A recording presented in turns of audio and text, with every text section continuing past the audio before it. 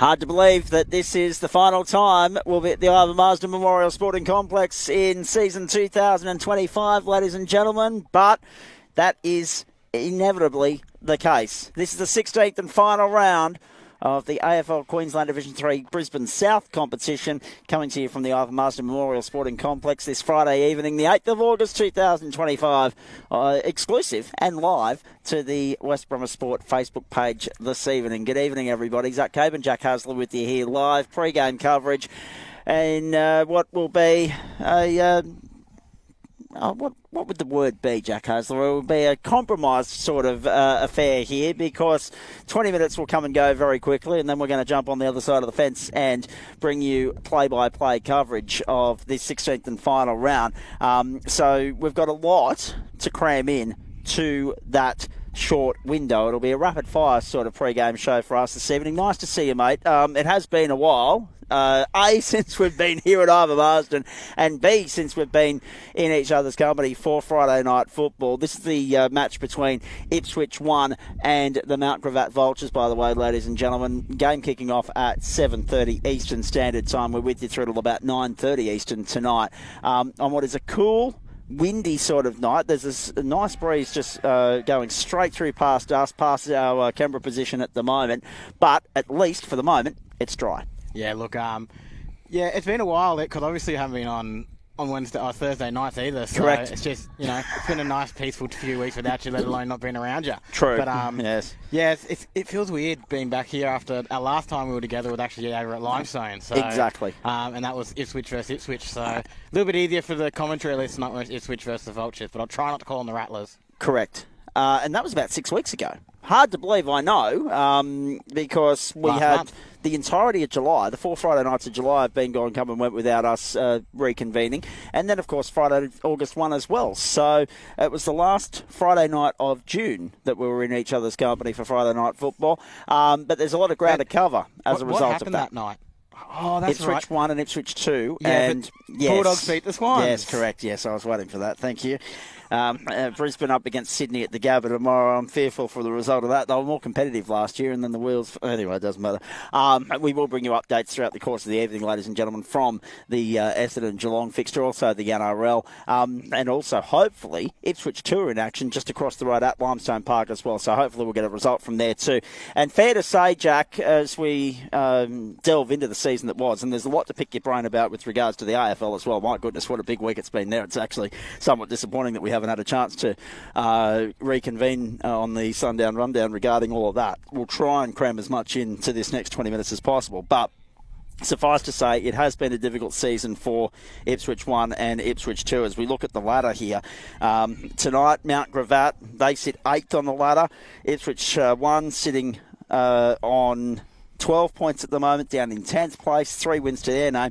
Poor old Ipswich 2, they've got Greater Springfield, and they're just hoping to get Springfield on an off night and get on the board. Otherwise, it's a winless season for them. It has been a difficult and challenging campaign for both clubs in the first year of the merger. Yeah, look, I think it's more important that, get some decent scores on the board, because as you're about to run through the scores from last week, bit of hard reading for the Ipswich fans. So, but yeah, look, not exactly the best team for Ipswich 2 to come up against.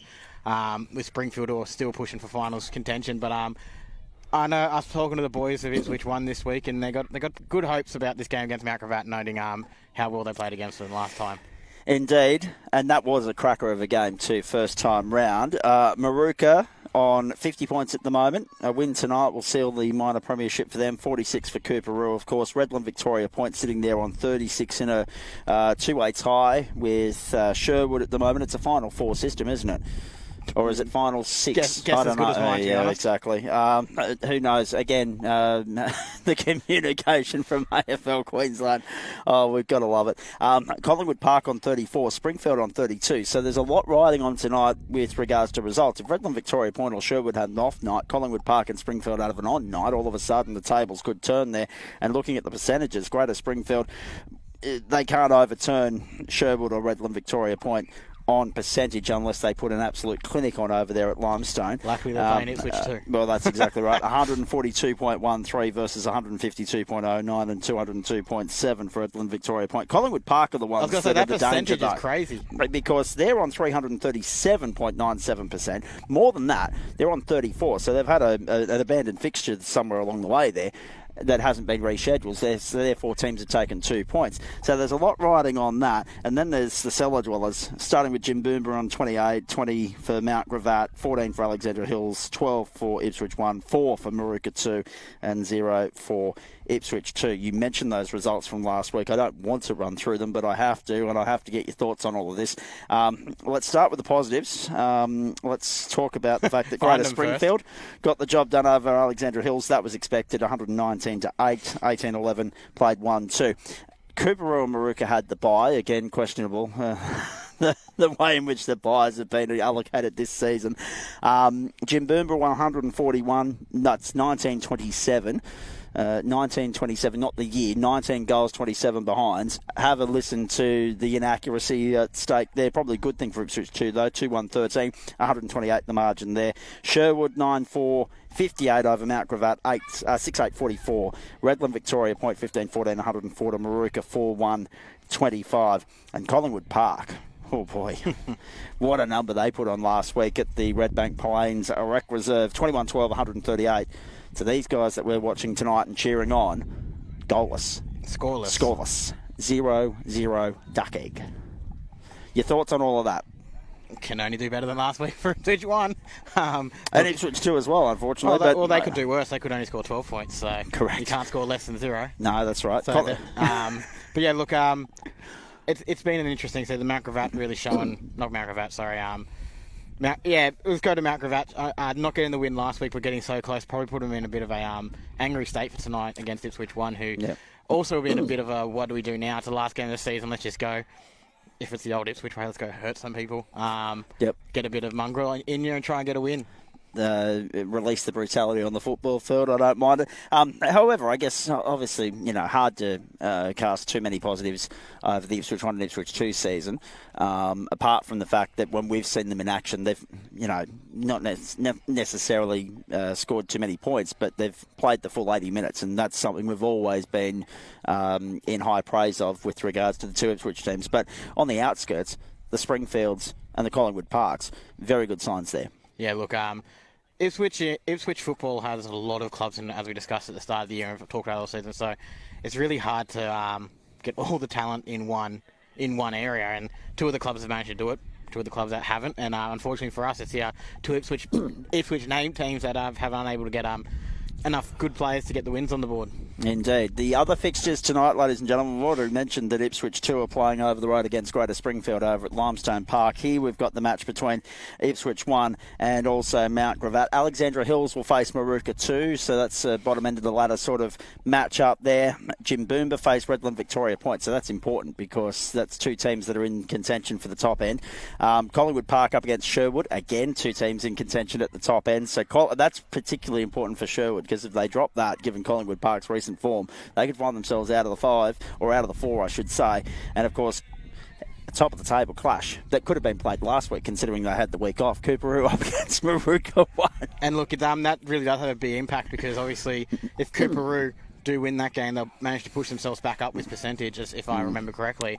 Not quite. No, not quite. So unless they do a massive number on them, and so it should be an interesting game. It looks like Maruka 1 have secured the minor premiership, but stranger things have happened. I mean, mathematically, Collingwood could still miss the finals, so anything can happen. And looking at this, the games that have been lost, I mean, it's a miracle that the weather's held off today, given the skies above have been grey and thick and black much of the day. Yeah, I feel like no cloud in the sky. No, exactly. It's a very cool, crisp sort of night here. We're half expecting the fog and frost to descend on us about 9 o'clock tonight. But when you look at the season that was, remarkable that we've had one competition actual played-out draw.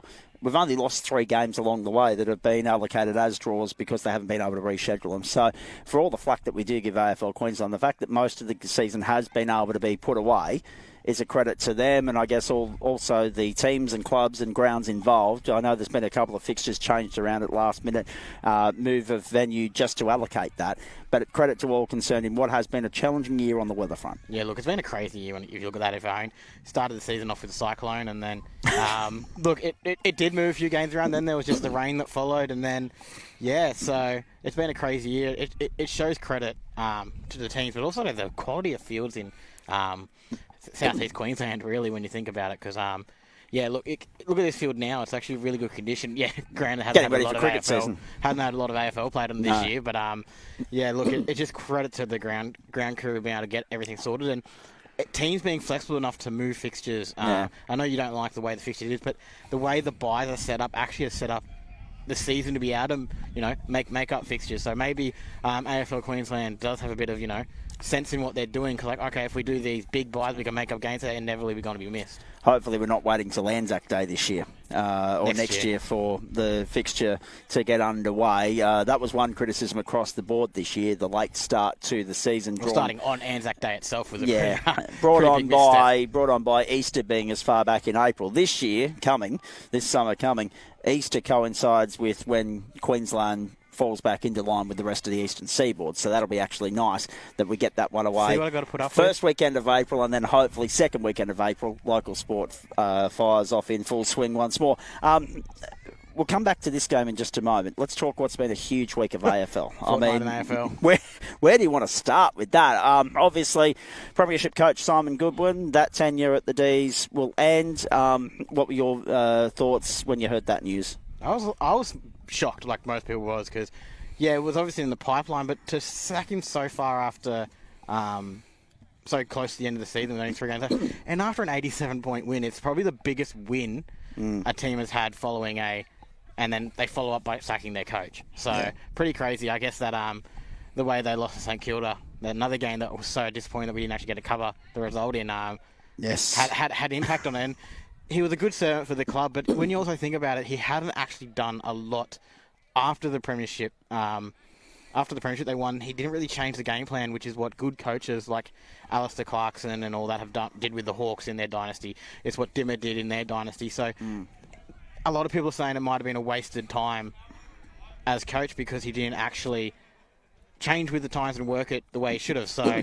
look, he was a great coach, and he'll go down into the Hall of Fame. He'll be a life member of the club for making that drought-breaking premiership. Yep. But a bit of a shock. But then I found it funny that as soon as they announced it that, Carlton went into their crisis talk meeting as well. But luckily for Carlton fans, and I think smartly for Carlton, they actually kept Vossi on the books, because the fact that they've gone through 4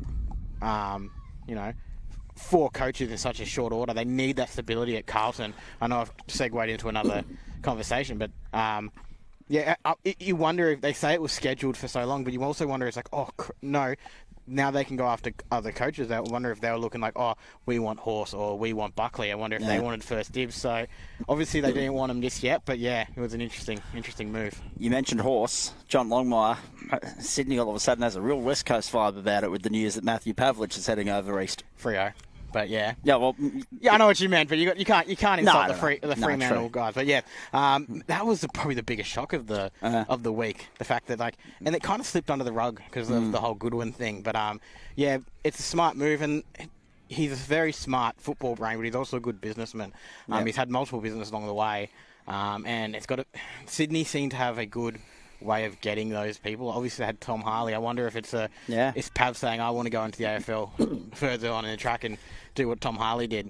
Yeah, possibly so, but at the same time, that's a big move for Pav over to the east, but he's in good company. Of course, there's some other West Australian AFL alumni already in the framework at the Sydney Swans, and you mentioned Tom Harley as well. So some of Sydney's biggest rivals and some of Sydney's biggest opponents over the course of time are now actually in the incremental framework of the club, trying to lift it back up to not choke on grand final day third time lucky, hopefully. Yeah, but then why would you get a Freo person in for that? They've only been to one and they couldn't win it. But the other thing is, there's been a lot of jokes going around, are they doing it so they the West Australian boys don't get homesick over there?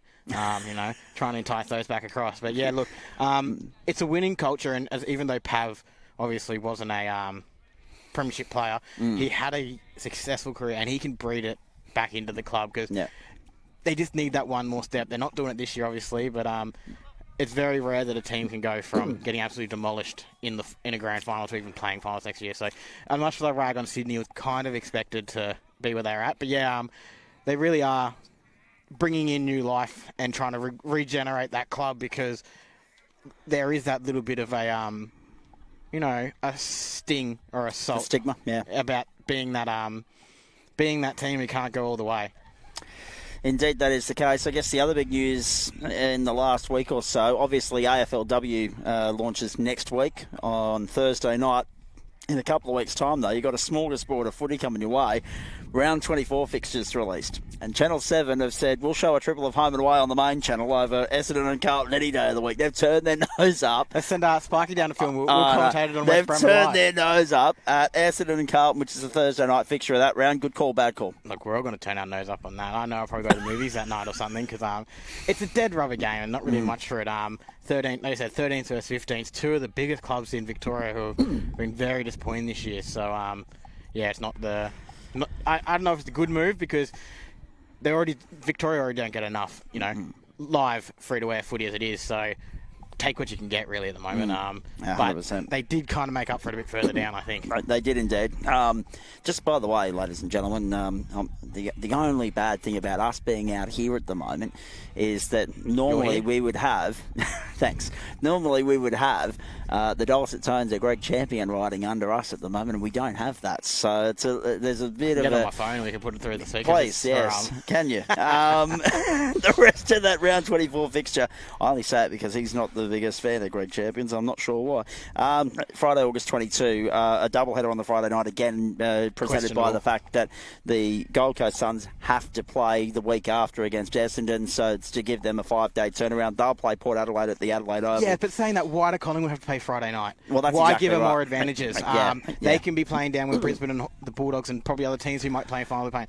That really annoys me. If anything, Collingwood and Melbourne at 7:10 on the Friday night. Yeah, look, that really Not annoys happy about it? And if anyone, Suns should be playing the Thursday night because let's be honest, Essendon aren't going to make finals this year. Gold Coast might. So if Gold Coast don't make the finals or do and then get knocked out in the first round because of this fixturing, they have all the right to be just going off. Annoyed with the AFL, yeah. Kind of like I am right now. Yeah, absolutely. Saturday, there's not much here to write home about. Adelaide should have an easy win against North Melbourne at Marvel. Geelong against Richmond at the MCG. And the gold rivalry, the West Coast Eagles up against the Sydney Swans, 18th up against 10th at Optus Stadium in Perth. So can West Coast finally get their second win of the season? From my standpoint, thank you. From my standpoint, I'm looking at that and liking the idea of watching that fixture for nostalgic purposes 20 years after that famous grand final. Sunday, 12:20. This is a good fixture. GWS up against St Kilda. Then you got the Western Bulldogs, your mob up against Freo. That's the 7 network game at 3:15 in the afternoon. And then we get another hit of Sunday night footy, which is a concept that I think's worked for the AFL this year when they've trialled it. The Brisbane Lions at the Gabba up against Hawthorn, 3rd versus 5th. That will be an absolute beauty. Yeah, and if tickets go on sale for that game soon. So if you want to go because it's going to sell out fast. I would be going if I could, but I got obviously more of an interest in the Bulldogs game. But obviously the AFL, this floating fixture idea is playing off for a reason. You got the 3 biggest games of the year that have an impact on the season flowing in like they have for the past 3 years. They're kind of making a storybook. However, Hawthorn kind of ruined it by winning last night, didn't they? We'll get to that in a moment. And of course, a Wednesday night fixture. So Wednesday night, Gold Coast Suns up against Essendon. End of the regular season for the AFL. Thursday night, EJ Whitten, Legends game. Friday night, AFLW. So that's a well laid out week for the AFL on what is the bye week for the competition before the finals. And that will have implications for the Gold Coast Suns and their position on the ladder. That match there, they'll want to put an absolute number on Essendon, no doubt. The Brisbane one's interesting scheduling too, because someone at the 7 Network has signed off on that when they're about to launch the new season of The Voice. And Sunday night is usually blind auditions night. So that's going to be a Monday night affair into a Tuesday night and possibly it won't be a Wednesday either because that's the Gold Coast Essendon game, and they do have that contractually as part of their agreement.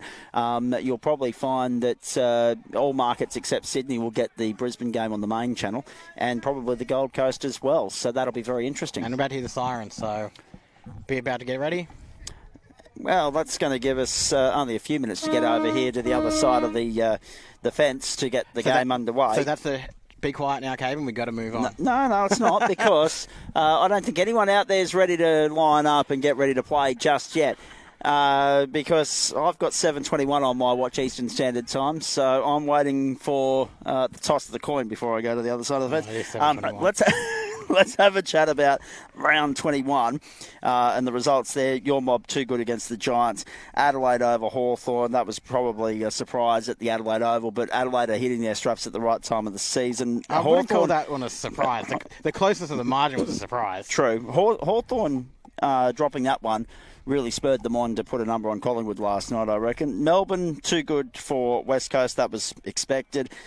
Sydney scraped home against Essendon. There was nothing really impressive about that game, that performance either.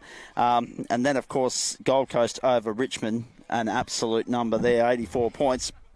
14 points the margin, Sydney Essendon. The game of the round. Brisbane at the G. Revenge for 2023 maybe against Collingwood? I hate people who say that, because you can't really call it revenge when they won the premiership last year. But also, Brisbane are still points. Brisbane are still 2-1 against them in grand finals, so they've still got to win one more to at least call it even. Were you surprised that North Melbourne gave St Kilda as big of a run as that, 9 points? Not really, because St Kilda used all their momentum up, in the game where they came from the clouds to beat Melbourne, and probably sealed Simon Goodwin's death certificate, really. Yeah. Death certificate. Look, it's they partied hard, but they managed to show that they have potential coming up. Yeah. It was only North, but to be able to back up such a high emotional win with another one is pretty good. Geelong back to their formidable best at GMHBA as well, and Fremantle doing what was required to get the job done over Carlton. Yeah, look, Carlton and Port have just had a very disappointing season, and two teams who just need the wins to move along have been getting those wins now. Okay, what was your thoughts on last night? Because I'm looking at that one right at screen whilst I'm also keeping an eye on Melbourne and Brisbane in the NRL, and I'm also calling some sim racing. Home and Away is recording in the background. 3 episodes to catch up on tomorrow. Can't wait. 64 points. Are the wheels falling off Collingwood? There's scenarios in play now that have been laid bare by Triple M about how Collingwood can miss the finals. Yeah, look, from the top of the ladder. Yeah, look, it would be a heck of a story if they could. Very disappointing on the Dogs' perspective for that, because now we've got to win all three or have Hawthorn lose to Melbourne or disappointingly have Gold Coast lose a couple of games, so we don't want that because we want Gold Coast to make it. But, yeah, look, it was probably a surprise to a lot of people how much they won by. People were tipping Hawthorn, but to win by 64 and Collingwood just falling off is just... Well, you can't really say at the G because that's their home ground too. So it was a mutual ground, but, yeah, Collingwood really aren't going well at the moment, and the way they're going probably won't make top 4 and probably get first round final exit with the way they're looking. And even more disappointing, we've been bunging on about disappointing AFL Thursday night and Friday night primetime fixtures in recent weeks, and that was an anticlimactic one that should have been a blockbuster. Okay, Geelong by how many tonight against Essendon? It's more of a let's be on camera and watch and how many goals you can kick. Probably, they'll be pushing the 100, 150 mark margin. Richmond and St Kilda tomorrow. This is at 20 past 1 at the G. Well, luckily I'll actually be at Brighton Hines watching the VFL and not watching that. There's going to be an absolute stinker of a game, but Saints should get up. So not going into the Gabba to watch the match of the round as far as I'm concerned, the Lions against the Swans? Unfortunately not, and it should be a match of the round because you're going to watch the Lions put on an absolute clinic against the Swans. Thanks, yeah, lovely. Gold Coast have a difficult assignment. They're off to Marvel. The trip more the difficulty than the opponent. It's Carlton. The game is one that would normally lose, so they really need to win this one to prove their point. Dogs kind of want them to lose. The boys are going to come out on the ground soon. You can see there's a banner up 200 games for Tom, so good luck to him as well. But yeah, look, we'll capture that. Here he goes. Yes, got to love it when the banner actually works and the players don't get caught in it. Very nicely done. It's more funny when they fall through it. It's like the old Sorvin Extra Thick ad where the kids just go whoop and bounce back. That's what I was kind of hoping for, to be honest. And it would have been on camera too, so we wouldn't have been able to let him live it down. Freo have to win in Port in the contest against Port Adelaide on Saturday night at the Adelaide Oval. Go Port. I couldn't rely on Collingwood winning, so now I got to rely on Port. So no bias attached to that tip whatsoever, ladies and gentlemen. Yeah, but Freo should get it done. But interesting fact, Freo have never won at Adelaide Oval. All right. So it actually does bode well for Port. And the Dogs Indeed it does. By proxy. GWS North on Sunday, 1:40 p.m. in Canberra. So Giants have had a bit of a iffy start in Canberra this year. Obviously, they haven't played very well, but they need this win as well. Everyone need a win from the game we just spoke about to the next one we're going to talk about. So Giants should win that one. And very important for your mob. You need to tick the box here. It's Melbourne at the G on Sunday at 3:15. Couldn't they have waited to sack their coach until after they play the Dogs? Because you know what it's like when you verse a team that have just sacked their coach. It's got the advantage of, the new coach advantage generally. So hopefully the Dogs can get it done, but I'm a bit worried, to be honest. Tonight's opponent, the Mount Gravatt Vultures, just making their way out onto the Ivan Marsden Memorial Sporting Complex as well, ladies and gentlemen. Not too long before the bounce of the ball, but also more to the point, not too long before the start of the cricket season out here as well. Beautiful conditions, field looking immaculate. We're ready to rock and roll very shortly. Final game of the round. Oh, God. First against 18th in the dead-end slot of 5:10 at a Sunday afternoon. Adelaide away to West Coast. So what's new on Netflix? Go watch Happy Gilmore 2 or something? That was good, I thought. Yeah, well, probably what we should watch that day instead. Okay, copy that. Enough from Jack Hasler in regards to his insights on the AFL. For the moment, at least, we're going to take a quick break here on the platforms of West Brom Radio and West Brom Sport. Come back and join us on the other side from Ivan Marsden as Friday night football gets underway in the AFL Queensland Division3 South Brisbane competition. This is, of course, the 16th and final round, the match between Ipswich 1 and the Mount Gravatt Vultures. Stay with us.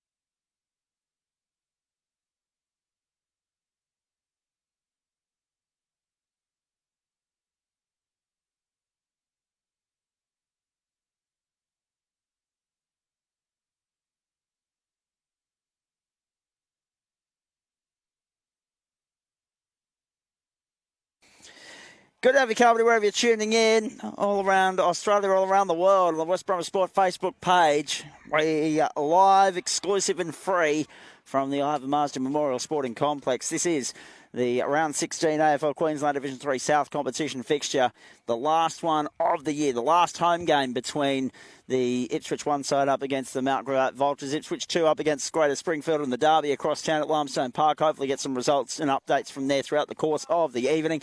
And as far as Friday night football locally is concerned, the Ipswich Rangers are also in action out in Bow Desert tonight in the final round of the Normanby and White Cup competition. Caught up with Andrew Kirk today. Inadvertently. Wasn't expecting to see him at Ripley McDonald's at 3:15. Hope he's going well. We look forward to having a chat with him about the Rugby Championship back on the platforms of West Brom in the next couple of weeks. Did you really need to go to Macca's? Sorry? Did you really need to go to Macca's? I didn't need to. He was in the drive-through line, not me, but I'd been in there for lunch anyway. So here we go. Ready for the bounce of the ball, Jack Hasler. The call is yours. Friday night footy underway for the last time in 25 on West Brom. Yeah, it should be a good game. Another hard clash jersey here. Tap one down there by Mount Gravatt. Falls their advantage. They've made a quick tackle by Noobs. Gets the handball away eventually, but made another tackle by Bailey Tottle, but spills out. Falls to the ground. Tapped on by the Ipswich. Kicks it across the face, but probably in the wrong direction. We don't actually know which way they're going at the moment because I didn't actually see the toss. But Mount Gravatt managed to get the ball away. It's going in there forward 50. They kick it forward. And the first goal of the game goes to the Vultures. So, not the start Ipswich really wanted for this Friday night, the last one here at Ivan Marsden, but good start there for the Mount Gravatt. Jeez, in 32 seconds. That's all it was. And the Vultures are on the board. But how many times have we seen that throughout the course of the season, Jack? Oh, you've left me open there. You left yourself open for that one, man. I'm not going to say anything about 32 seconds and you. Yes. How many? Yes, No. It has been very... has been very common, unfortunately, as in a we've football seen. context. Tap one down again by Mount Gravatt. You idiot. But push forward Excellent. for Ipswich, but it's picked up. Handballed out, but it doesn't find anyone. Now in dispute. Kick forward for the Vultures. Can they get a mark? No, they can't. It's still on the ground. Kicked off the ground. Dived on by Ipswich. But it's going to be called my ball by the umpire. It's going to be a ball up just outside the centre square on the wing closest to us. So you've got the Vultures going down to the Brisbane Street end. Ipswich going to the RAF base end, and it's going to be another ball up. So, yeah, look, it's going to be annoying because look at you can actually see it this year, that how close these two jerseys are the same. Kick not taken there picked up by Arlen. Arlen can he get the handball away? Does, but he's tackled. Picked up by Mount Gravatt. Kicked forward. Mark intercept, dropped by Ipswich. Picked up by Mount Gravatt. Handball. Can they find it? One handball. They're going to have an open goal here. Puts it on the boot. Oh, wow. Along the ground. Second goal there for Mount Gravatt. 2 straight goals in under just over 2 minutes, and not the start Ipswich wanted. You mentioned this in the pre-game, didn't you? That last week's loss might have just rattled the cage a little bit, and they've started with vengeance so far, haven't they? I'll tell you what, though. Extraordinary start. I'm really upset that we're filming this game because last time we played Mount Gravatt here, Mount Gravatt tackled their own player. Yeah. Hopefully we can see something like that again tonight to get it on footage. Wouldn't surprise me. Just because look at the clash. I know. This is of all times we wanted them to wear the Eagle strip. Probably Correct. tonight. Yes, exactly. But here we go again. 2.5 minutes gone, ladies and gentlemen. 2-0 plays 0-0. Tap one down by Mount Gravatt again. It's a bit of deja vu. Can they get the handball out? They can. Kick away, sorry. Forward. Picked up by Ipswich. Ipswich, can they get the handball away? An indecision ends up finding it in the end. Long kick down the wing. But it's gone a little bit too far. It's going to be intercepted by Mount Gravatt. Can't take the mark. Tackled quickly. Breaks it. Breaks another tackle. Gets the handball away. Made in a third tackle. Kicks it forward. Force the advantage of Ipswich, but they can't pick it up. Fall through their arms. Can they pick it up? Yes, they can. But the tackle dropped for Ipswich, and they're going to be picked up again by Mount Gravatt. He's made a tackle. Could be holding the ball. And it is.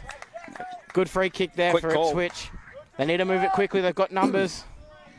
And they find a mark on just off the wing. It's Arlen in the far wing. No one's leading for him at the moment. Just kicks it straight down the throat of Mount Gravatt. Again, I don't know if that's because he thought it was one of our players because of the jersey clash. But yeah, look, it's going to be a... Well, it's horizontal lines versus vertical lines, so I can understand the confusion. And a tackle there, lucky not to be after the ball, but he does say, are you okay after it? But it's a mark taken there by Ipswich, and they're going to kick it back out. But I think it's Arlen again with the ball. Handball once. Nice kick there. Can they get a mark? No, Mount Gravatt tried to get intercept, spoiled by Bailey. Bailey gets the handball away to Arlen. Arlen puts it on the boot, but just kicks in hope. The hope isn't met. It pokes to the top of Mount Gravatt. Picked up there by Ipswich. One more handball. Good voice there. Can they find a mark inside 50? Here they go. Man. Mark taken. Brilliant. And there's a man running into the square, and he's turn and go quickly. Doesn't go quite quick enough. Look like might be a mark, though. No, tapped over the line here by Mount Gravatt. Nope, kept in because such a deep pocket. Still in play, apparently. Now it's going to come down the line. Can they get a mark? No, they can't. Falls just in front, but he gets it. Slips up, gets the handball away. Mount Gravatt gets the second get tackled. Should be holding the ball, and it's not. Dives on it. Contest. Going to be a ball says up. I'll have it. Got a couple of questions already it's a Bontad. in the back of the mind with regards to what we've seen thus far, but we'll wait for a break in play. Tap one down there by Mount Gravatt, and they kick it away. Number 35 is already having a ripper of a game for Mount Gravatt. Mark not paid. It should have been. Just pretty much ripped out of his hand by Ipswich. He ends up getting it anyway. Handball's number 1. He's quickly on the run. Puts it on the left. Can he get a mark? No, spoiled away by Ipswich. And it's going to be picked up, though, by Mount Gravatt. Mount Gravatt gets the handball away. Spills out to the boundary line. Kept in just. Couldn't see it past the bench. Good kick, though. Mark taken there by Mount Gravatt. Quickly play on, around. Ipswich not running towards him, so he gets a free kick away. Mark dropped, but he's going to run into an open goal and score a third. Wow. Third goal there for Mount Gravatt. That's 3 straight 18. Ipswich yet to score. 5.5 minutes played at the Ivan Marsden Memorial Sporting Complex, and this is Friday Night Football on the platforms of West Bromwich Sport and West Bromwich Media. It's important to note, audio and visual tonight for you. It's good to have you along from cold and chilly. You can hear the wind on the mic. Oh, absolutely you can. And it was blowing straight over our shoulders during the pre-game coverage. Clinical start from Mount Gravatt. They've not missed a beat really so far. Yeah, look, Mount Gravatt really showing that they're a strong side. Has tapped one down this time by Ipswich. On their day. But doesn't really fall down to an advantage. And Ipswich do manage to get it away, but not the greatest of kick. Picked up on the run. Oh. Kicked it. Can they find a mark in the pocket? No. Dropped and spilt over the line. So see there, because the umpire is so far away, he probably could have played on and run around, because you can really do that in this ground, because such wide pockets, the umpire can't really see from where they're standing. Where the could have got away with it. Yeah, exactly. So the honesty system. Yeah. Play the whistle. Unless someone yells at you, it's in. It's out. Take it. A tap down by Mount Gravatt. Can they get the kick away? They do. Can they get a mark though? No. No. Ipswich take it, and they're going to push it back forward. Here. On the wing. Most important thing is trying to find a mark in the middle of the 50 for the Ipswich. Can they get it? No. Dropped by Mount Gravatt. Handball back. Can they clear it though? Steps around one. Kicked to the pocket. Takes it. Good mark in the deep pocket there. They'll go up the line, up the side of the field on the far side of the ground. Spoilt made by Ipswich, but not good enough to really disrupt the flow. But it's holding the ball there against Mount Gravatt. Didn't get much time to get rid of it. So it's a free kick here to Ipswich and another push forward. They need to take advantage of these inside 50s. But that's the one thing Mount Gravatt are doing. Once they go forward, you almost guarantee they're going to score. Ipswich are still yet to score from their inside 50s. Can they get a mark here? No, they can't. Mount Gravatt kick it straight back out and hoping they can, because there's no one really there. Picked up by Ipswich, but he can't really get it. Finally picks it up. Very nice, Gravatt. Not taken. Mount Gravatt managed to get the spillage. Takes one bounce. Puts it on the boot. Kicks towards the trainer. Jeez, the trainer nearly got falconed. Oh, big tackle there, but he's unhappy to play on though. Mount Gravatt managed to get the spillage. I was watching a little bit interchange mix-up here for Ipswich. It's really going to cause havoc. They're currently playing 17 on 18. They finally get it fixed up. And now Ipswich are going to kick it out wide towards us. Mark taken by number 28. Can they find it? Man here in the wing directly in front of us needs to use it. He does. Can they get the mark though? No. No. Spilled. No. Handball over top to nobody. Should be delivered. No, insufficient intent. Oh, no, it's not. Throw ball up. Over the line. I was really lucky. There was no man there to handball to, so it really had an argument for insufficient intent there. Tap done by Ipswich, takes it, kicks it forward. Not the greatest of kicks, falls to Mount Gravatt. Mount Gravatt break a tackle. Can they break a second? Yes, he can. Puts it forward. Can they get a mark inside 50? No, drops in front. Picked up by Noobs. No, fumbled by Noobs. Picks it up eventually. Tackled. Spills it. Still going. Picked up now by Mount Gravatt, who's men in the tackle, but handball straight to Ipswich. Ipswich kicks it forward. Arlen's there to pick it up. No, he can't. Misses it. Picked up by Mount Gravatt. It's going back the other way. And again, the name aerial ping pong is really showing why. Correct. Kick forward here by Mount Gravatt. Mark taken by Ipswich, and it's going to go back the other direction. They needed to do something to stop the hemorrhage. Here we go. Can they get a mark? No. Oh, that should be a free kick for an insufficient, unrealistic attempt, but the umpire lets it go. Picked up there by Mount Gravatt. Get to the hand, throw away.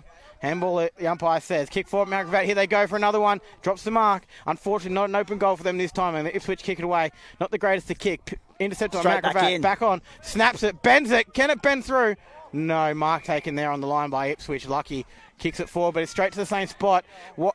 The sign of insanity is doing the same thing twice and expecting a different result. To the right-hand side on that occasion. Mark dropped by Ipswich, and he's tripped by his own player. Jumped on by Mount Gravatt. Spills out now. Gets the handball away. It's going to be a free kick for a throw against Mount Gravatt. So it's going to be a free kick to Ipswich. Let off there because they almost scored a fourth goal. And good goal defence as well, quite frankly. Put him in... Put him in the Socceroos. Yeah, well, can't do any worse at the moment. I honestly don't know. I don't watch soccer. Isn't Liverpool looking? Isn't Tottenham looking for a coach? Put him in there. Yeah. Goal forward, goal shot, missed by Mount Gravatt. So that's behind. 3-1. First minor of the game. 3-1-19. Ipswich yet to score. Yeah, I can talk about AFL, I can talk about rugby. Put soccer on the table. I know very limited stuff. Ball's round. Correct. Can't touch it with your hand. Correct. I know soccer. I was actually, 2 years ago yesterday, I found myself at Suncorp watching the FIFA Women's World Cup.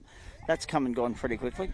And the ball kicked forward by Ipswich. Doesn't go very far. Picked up eventually. Throw there. Should be a free kick. Play on. Very unlucky for Mount Gravatt not to get a free kick. Men in the tackle. Our umpire called the free kick here. They were right to complain. Ipswich have ended up picking it up. Can they get the handball away? No. Ball up. Jesus, they're letting a lot go, this umpire. So it's going to be a ball up just in front of us here.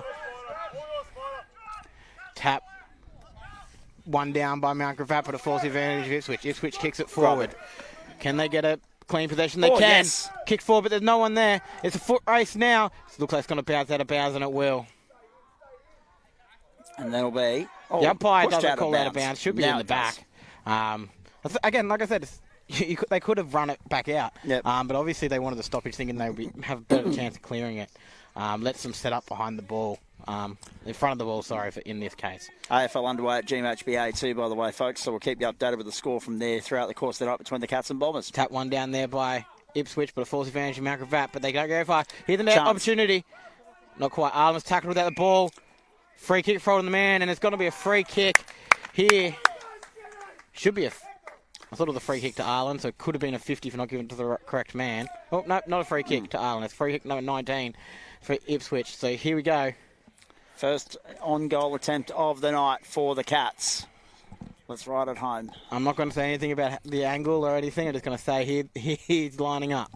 You can see it at home on your screens, folks. That's the assignment at hand. Here we go. Puts it on the boot. Misses. Oh, it's curving back. Curving. Hits the post. 3 goals the margin. Post started waggling before the hitter, so I ran into it trying to get to it.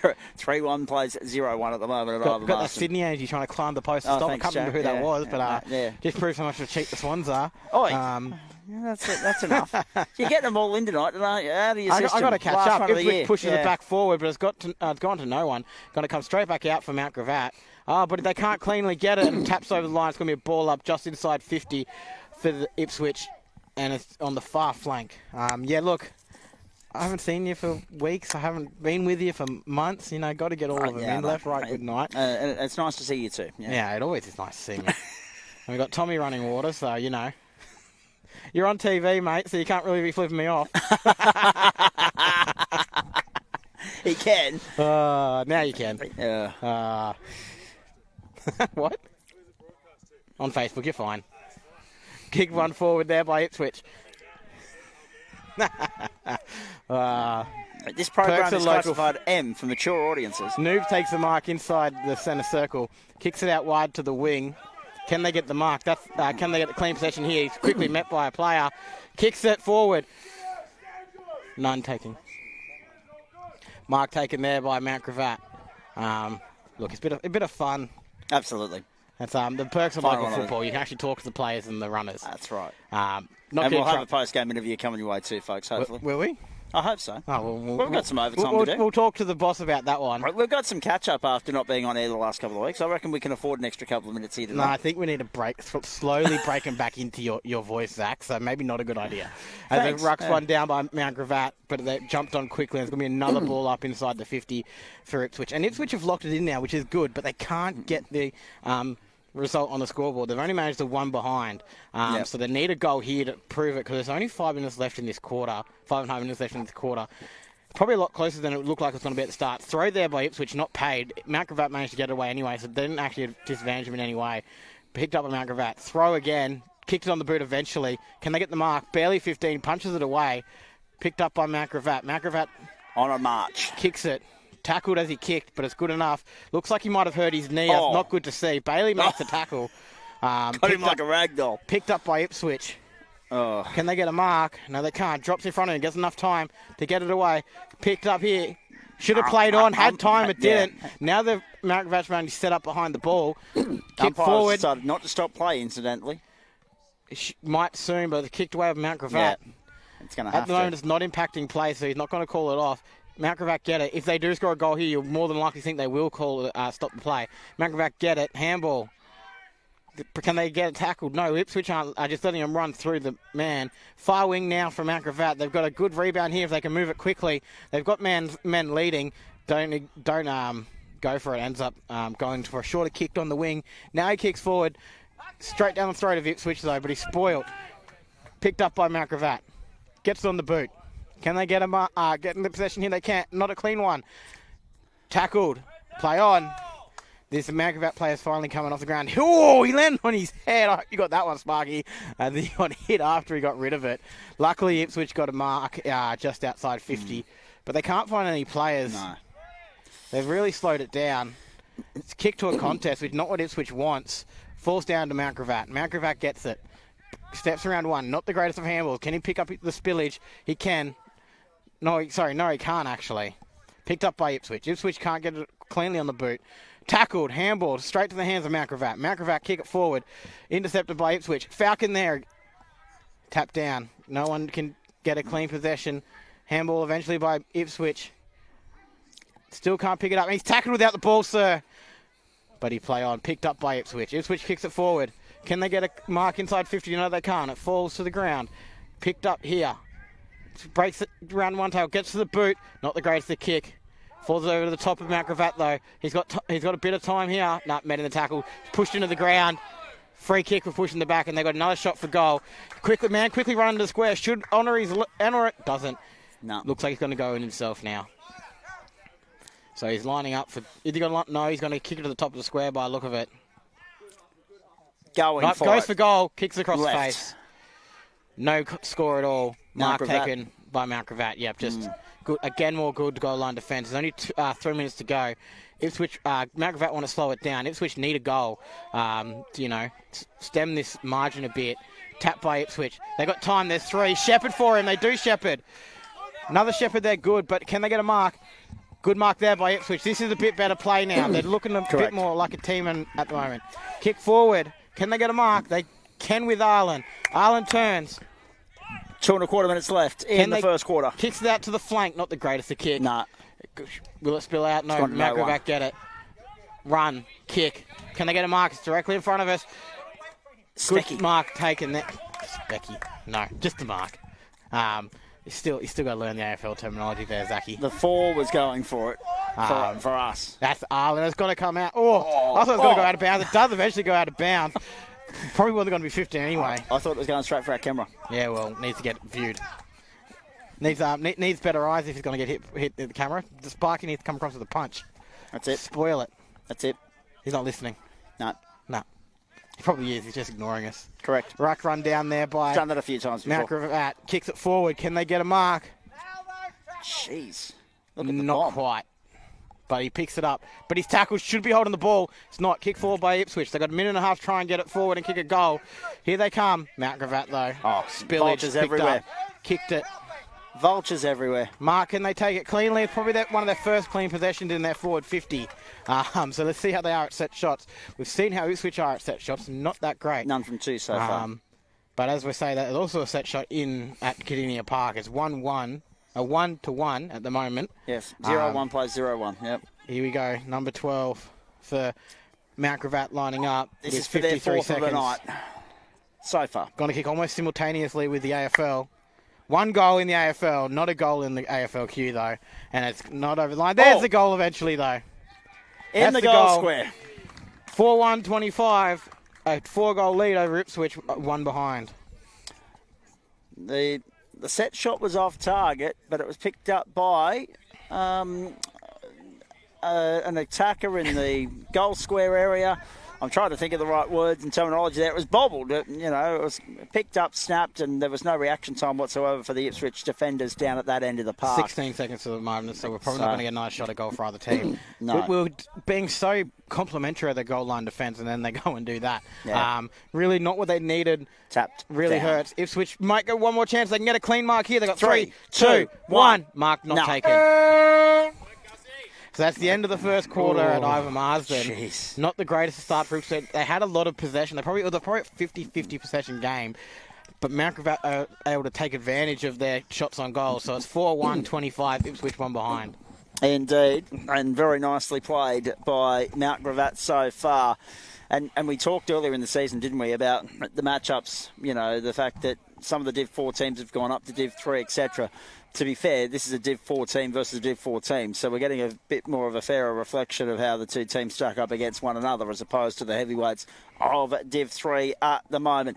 Geelong 1-1-7 lead, Essendon 0-1-1 here I at don't think Marsden. Geelong know that they're trying to get it to Cameron because he just took the mark off him. Yeah, Correct. They're trying to get it to him because he's on track for the 100 for the Coleman. Let's take a break on the platforms of West Brom Radio and West Brom Sport. Good to have you company on Facebook Live. Hope you can stay with us through till 9:30 Eastern this evening. 4-1-25, the Vultures lead the Ipswich one side. 0-1-1. We're back with more Friday Night Football action the second quarter. Live, local, exclusive and free, uninterrupted in just a moment.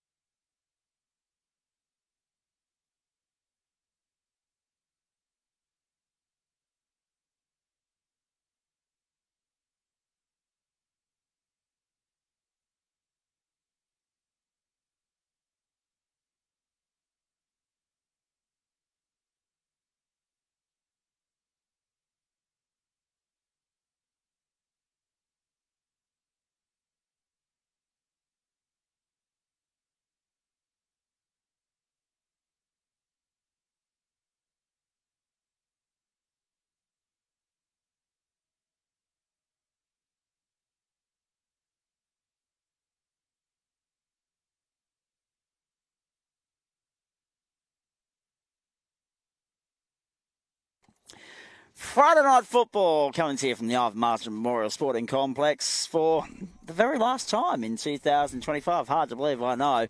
Feels like the first time. It will be cricket season. Yeah, exactly. There hasn't been much of it. But actually, that's the point, isn't it?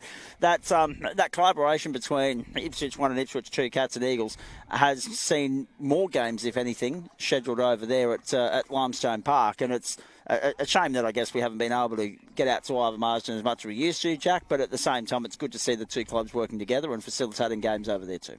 Yeah, look, it's a really it's good for the clubs to be able to do it, and it has been I wouldn't call it a fruitful partnership in a way that there's not been many wins on the board, but it's promoting footy in Ipswich. Has managed to get 2 Ipswich teams in, and it should only go up from here. And being able to utilise each other's facilities has really helped each other, and it's built a camaraderie between the boys. And you can still see that they're wearing the mix of socks.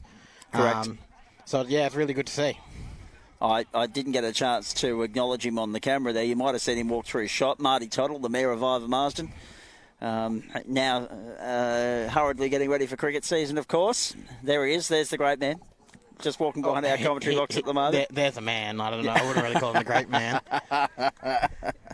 Yeah, you should see, by the way, ladies and gentlemen, you should see the hand gestures that are going on. Hey, my mum's watching. Off camera. Don't between trainers and commentators and ground staff at the moment. It's fantastic. And speaking of which, hello to Jacob, hello to Janice, hello to everybody that's tuning in via Facebook Live on West Brom Sports tonight. I'm a good tonight. boy. Don't tell my mum I'm doing company. Inappropriate things. She's hearing you sledging on the commentary. I'm not sure you can sell yourself that way anymore. Right, we're ready with the second quarter here. And the call is yours, my friend. The Vultures leading by 4 goals at the moment in Friday night footy. Early start, short breaks. Might be home before just after 9. So Ipswich get it forward with Bailey, but he can't kick it to a man. He can in the end. It falls through the hands of Mount Gravatt.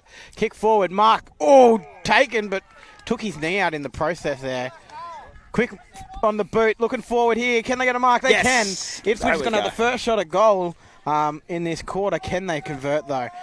And, again, we talk about the pace. In the first minute of each quarter. Again. Won't be the 32-second special, but it will be close to it. Here we go, lining up for their first goal. Can they get it? Not quite. It's through the near post, and it's a behind. So it's two behinds there for Ipswich. 23 the margin. You can math. Correct. 0-2 plays 4-1 at Ivor Marsden. And I honestly, I say it every time, but you can actually see it now. Why would you park so close behind the goals when you're in an AFL game? It's ridiculous, isn't it? It's like parking near the boundary when at a cricket game. You're asking for a ball through the window. That's right. The ball's now kicked into the pocket for Mount Gravatt. Lining up for goal as well is now Geelong get a goal. So that's Geelong's 4th goal. We just watched it there. Sorry to change the subject for a bit. No, you're right. Keep going. So it's 26-1 through the middle of the field. Vultures on the charge, on the march, up past halfway. Can they get an intercept here, though, Ipswich? And they can, but he can't get it. He does get away in the end. But it's a bit of ping-pong in the ground there. Someone needs to dive on to kind of stoppage, and there's a stoppage here. Will the umpire call it, though? No, it comes out to Ipswich. Ipswich kicks it to the centre of the field. But there's not many people there. It's got to bounce. Hit the pitch and went far. Picked up here by Ipswich. Yes. Eventually. Good pick up. Juggle. Can he get it? Break a tackle? He can. Needs to get on the boot. Handballs it instead. Handballs it back. Can they get it, though? They need clean possession. Made a meal of it. No, they can't. Ran back 20 metres. Picked up by Bailey Tottle. Bailey Tottle gets the handball away, but it's not the clean handball. Head, high. Taken without the ball. Free kick. Umpire outside play saw it. There was an umpire right there. Could have called it. Ipswich still down from it. From something, sorry. Kick forward here by Ipswich. Can they get a mark? No, intercepted by Mount Gravatt. Poor conversion, really, that one. There's a ball's kicked to the centre of the field by Mount Gravatt, but there's no one there for him. It's intercepted by Ipswich. Ipswich kick it forward. Brilliant. Mark taken just. On the chest. Almost spills it. Have a look at that. Kick forward. Can they get a mark again, Ipswich? No. Falls over the top. Picked up by Mount Gravatt, who's meant to tackle. Handball by Ipswich. Can they get one more handball? They can. Clean take. But tackled quickly, spills out, should be holding the ball. It's not. Picked up by Mount Gravatt. Mount Gravatt takes a bounce, but not a great bounce. Kicks it forward. There's Noobs there. Noobs picks it up, but he's meant to tackle. Swung without it. Play on, though, by the umpire. Picked up by Ipswich. Can they get a clean possession still? No. It's been very scrappy all game. Dropped there by Ipswich. Should have been holding the ball. Wasn't. Stop now. Letting it all go. Kicking in danger there by Mount Gravatt. Not. Goes to the bump instead of a tackle to Bailey Tottle. Doesn't end up working. Kick forward there by Mount Gravatt. Will spill over the line. It does. My turn for a break. Yes. Very nicely What's going done. on? That was a rapid-fire passage of play there, really, to be fair. Both teams trying their best to hold their own, but territory possessions, scoring opportunities, dominated by Mount Gravatt at the moment. Ipswich doing their best to try and overturn that, but they're in the wrong end of the ground to be doing so. Geelong leading by 26 against Essendon as well. Almost a miracle soccer goal at GMHBA. That's what I was pointing out in the initial replay.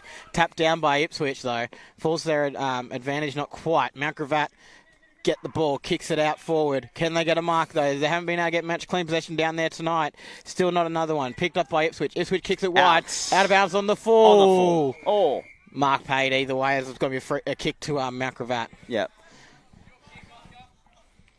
And now they just can't really probably see him on the screen, but kick forward there by Mount Gravatt. Ball back in. Can they get a mark? Not quite. No. Picked up here by Mount Gravatt, though, but it spills out wide. Tackle broken. Snap. Centering kick. Not the greatest of kicks, so it goes to the top. Ipswich has the pace here, but he runs straight over it, picked up Mount Gravatt, and they're going to take advantage. Yep. And they're going to kick a goal. Straight through the middle. Fifth goal there for Mount Gravatt. 5-1-31 lead Ipswich, 2 behinds, 2.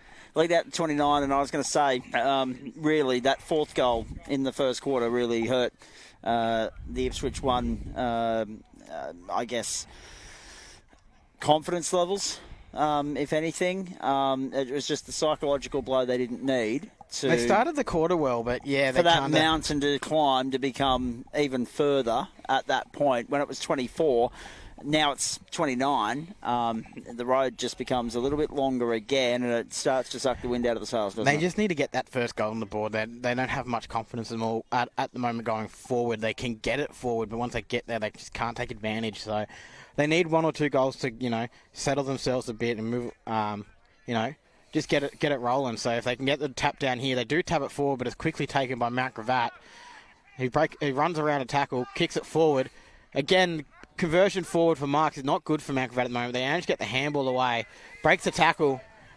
Here they go. Can they get the mark? They finally get another mark in there, and he's going to be lining up for a goal for Mount Gravatt. Going to be a nice kick from there. Number 8 lining up. So it's currently, we stayed at 5-1-31. Ipswich 2 straight behinds. To push it beyond the 30-point margin and make it really scary for Ipswich. Oh, I don't like seeing that. No. We'll get to that in a moment. Kick across the face and makes it a 30-even margin. So 5-2-32, Ipswich 2 behinds. Around the grounds very quickly as they set up for the kick back in. The Ipswich one side, Penrith 48 have accounted for Newcastle 12 in Friday night football. Cleary still can't kick straight, though. No, that's right. Only 6 from 9 for him. 9 tries to 2.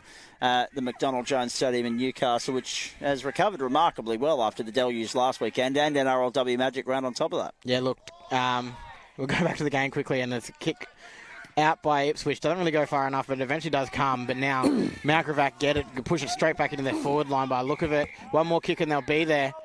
Instead, he handballs it. Can they get the mark? They pushed it right deep. Spoilt by Ipswich. Can someone clean it up? It's in dispute, pushed in the back, but it's play on. Mount Gravatt have 2 players there. Breaks 1 tackle, can't break 2nd. Holding the ball, free kick to Ipswich and try to get around too many there. Too hard to get around Bailey in the end. Bailey puts it on the boot. Nice kick there, just in the far wing. Can they make a clean transition? Runs around the man on the mark. It kind of just leaves him to go. Arlen can't take the mark. Spoiled over the line. It's going to be a ball up on the far wing. Oh, boy. So, 9 tries to 2 for those of you following along at home. And Penrith continued their surge back towards the top of the summit. And the match just underway in Canberra between the Raiders and the Seagulls. We'll keep you across that. Invested interest for the Raiders fan alongside me in Central. And it should be holding the ball, but he breaks the tackle. No, high tackle there, free kick to Mount Gravatt. Bugger. Yeah, look. That was the daggy we didn't need. A kick to the pocket, wing, mark taken. Can they manage to keep it clean footy? Kick it long.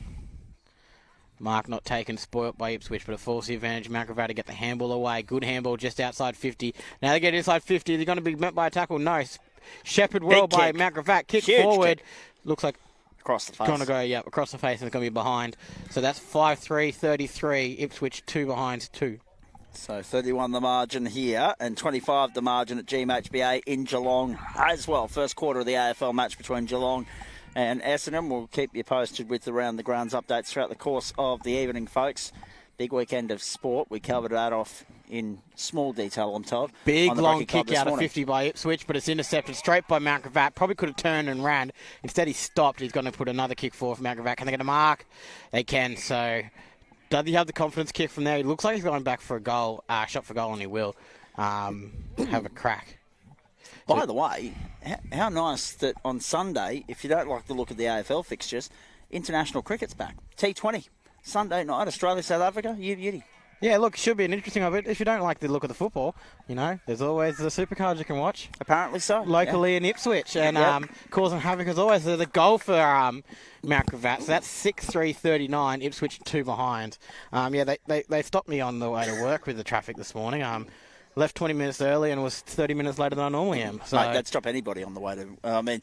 have you seen the bottleneck that is at the best of times? Not in peak times, Winter Nationals drag racing. I'm always going peak time there with work. Winter Nationals drag racing, whenever CMC Bloody Rocks comes to town, and now the supercars as well. There's got to be some infrastructure and investment in the roads into and out of that entire precinct. Going in on my own little horse here for a second. They've done roadworks there. Roadworks. All they've done is made the median in the middle bigger. What's that going to do? Unless they're reinforcing it for a bridge or something. As it kicked forward by Mount Gravatt. Back to normal programming. Yeah, that's something that's grinding my gear at the moment, as noobs can't quite take the spill. Mount tackle pushed in the back. Free kick, though. Lucky free kick there. It was a push in the back, though. He should have played on. He does play. Umpire does call play on. Essendon scored a goal. Oh, look at that. Yeah. There you go. As intercepted by Mount Gravatt. Kick forward. Can they get a mark? They do. Is he going to turn and find a man in the square? No, he's not. What are we, about 35 metres out? Probably closer to 50. Yeah. Marked there by Mount Gravatt, though, so they do find the man that they're looking for in the end. It's a big kick, but it's straight. The wind will be the only factor here. So, just in case you guys wanted to know, there was a ad on the Channel 7 for those who want to go add on 7 Plus to Q Clash on the 26th of July. Yeah, that sounds. If tickets still available, apparently. That's very good. For those who want to go to the game, I'm going to tell you, Gold Coast win. That is 7 Plus, by the way. That is, yeah. I love when that stuff happens. That's just Queensland always being behind time. Try to Manly there. Yeah. So 4-0 to the Manly over the Raiders at the moment. Yeah. Mount Gravatt lining up for a goal. Nice kick. Sliced it. Puts it through, you reckon? Yeah. No one gets around him. So it was hard to tell from here, but it was a goal. 7-3-45, Ipswich 2 behind. Couldn't really tell whether it was a goal because no one made a noise. Well, that's right. So it's eerily silent over there at this time of the night. Actually, speaking of silent, there was a gentleman past our central commentary position before we went on air tonight, and he said, we just need to find some equipment out here to clean up all the kangaroo poo.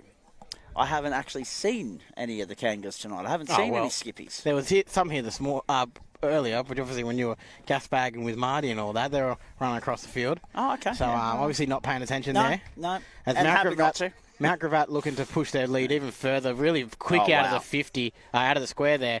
Can't pick it up, though. Gets the handball away. Intercepted by Ipswich. Ipswich kick it forward. Mark dropped. Falls the advantage of Mount Gravatt, but they can't keep the ball again either. Kick forward now by Mount Gravatt. Can they get the mark? It's pulled over the top. Why not go for the mark? He went for a spoil instead. It falls the advantage of Mount Gravatt. Mount Gravatt put on the boot. Behind. So that's 7-4. Now 46 to Ipswich, 2 behinds. When you have that much time, you can get 2 hands to push the ball away. Yeah. Just wrap your hands around it. Yep. And you would have had time to clear it. So a little bit of confidence lacking here in the back line now of Ipswich, and which could end up being a very long day for them. Correct. Have to get some sort of indication as to how slippery the ball is. It's a dry night, but how much dew's come down onto the ground? As the ball comes out, but no clean mark by Mount Gravatt. They do pick up eventually. Big crunching hit. Bumped by Bailey, and then a high hit from against Bailey. And ball comes out eventually for Ipswich. Ipswich pushes it forward. He's coming off Bailey after that one. Mark taken by Ipswich. Ipswich need to quickly move the ball because Mount Gravatt are going to get behind it, and they do, unfortunately. Kick forward by Ipswich. Can they get the mark? Bailey's limping. No, they can't. Drops forward, but Dude picks it up, puts it on the boot, kicks forward. Can they get it? Punched through by Mount Gravatt, so it's another behind. So that's 3 behinds there for Ipswich. 0-3-3, trail Mount Gravatt 7-4-46. And Bailey looked a bit sore after that crunching hit. And he definitely limped off. I did hear him utter something about his knee, so I'm sure they'll have a listen to that and have a look at that before he gets back out on the park. And hopefully he's back out there because he's an integral player, part of the framework here at the Ipswich Eagles and Cats. Ipswich won as it is tonight in what would normally be Eagles uniform, but Cats uniform here at Ivan Marsden. As the ball's kicked out here by Mount Gravatt, they can't get a mark on the wing with a force their advantage. High tackle. Umpire does not call it. That was very unlucky for Mount Gravatt because literally came in over the top. I don't even know what happened there. The umpire told him enough. I'm not sure why.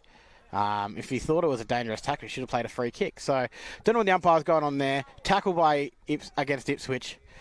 Lots of tackles now, and no umpire call. Kick forward by Ipswich, and they get a mark, and they're going to have a shot for goal. Is he in range, though? That's the question. He's a long way out. He's outside 50 when he's going to be kicking it. Does he have the length on the kick? That's the question. So he's going to be kicking from probably on the 50, if not just inside. It's towards Brisbane Street, which I was going to say with the scoring end with how this quarter started, but obviously not. No. Lining up. It was a scoring end last quarter. It's kick on the way, and it's looking good. It's looking very good. Does he have the distance? No. Not the distance. But mark on the line, spoiled through, and it's another behind for Ipswich.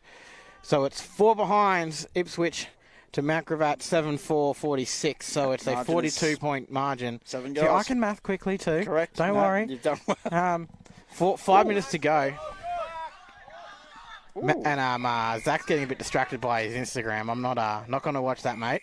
I'm happily housed up at the moment, so you can do all the perving you want. As the ball kick into the centre for Mount Gravatt, and they're going to have a clean run here if he can take it. He does. Puts it on the boot. But there's no one there. They're going to run into it. They kick off the boot, off the ground. Behind. And over for a behind. Almost a miraculous goal. Talking about the soccer. Correct. Oh, here we go. We've got a plane going off in the background. Here we go. You can hear it. 7-5. There's your flyover of the night. 47. It's not a flyover yet. He's still on the ground. That sounds like he just Anyway. No, it's just the recently married, beautiful Delta Goodrum posing with the Porsche. Very, very nice. He's got some sort of commercial arrangement going with them at the moment. Ball kicked out long by Ipswich, but it's not a very good contest for him. Falls to the ground. Mount Gravatt get it. Get around 2. Kicks it forward. Mark taken. Should play on. He does. Kicks it forward. Can they get the mark? No, mark taken there by Ipswich. Ipswich are going to look to get it out quickly and probably a bit cleaner than they just did. Not the greatest of kicks, but they find Tommy, who can't take it cleanly, falls to the ground. Mount Gravatt's got 2 players there. Good shepherd, but good smother by Ipswich. And it goes over the line for a behind. Goes over the line. There's going to be a ball up just outside the forward 50 for Mount Gravatt. You realise with the game on, you don't need to be on Instagram. Just saying. Apparently not. Docky's pay spark, I reckon. Not paying full attention to his job. No. Now listen, 6-0 Manly over the Raiders at the moment. Kick Update forward from GMHBA coming kick shortly. Kick forward, Mount Gravatt going for goal.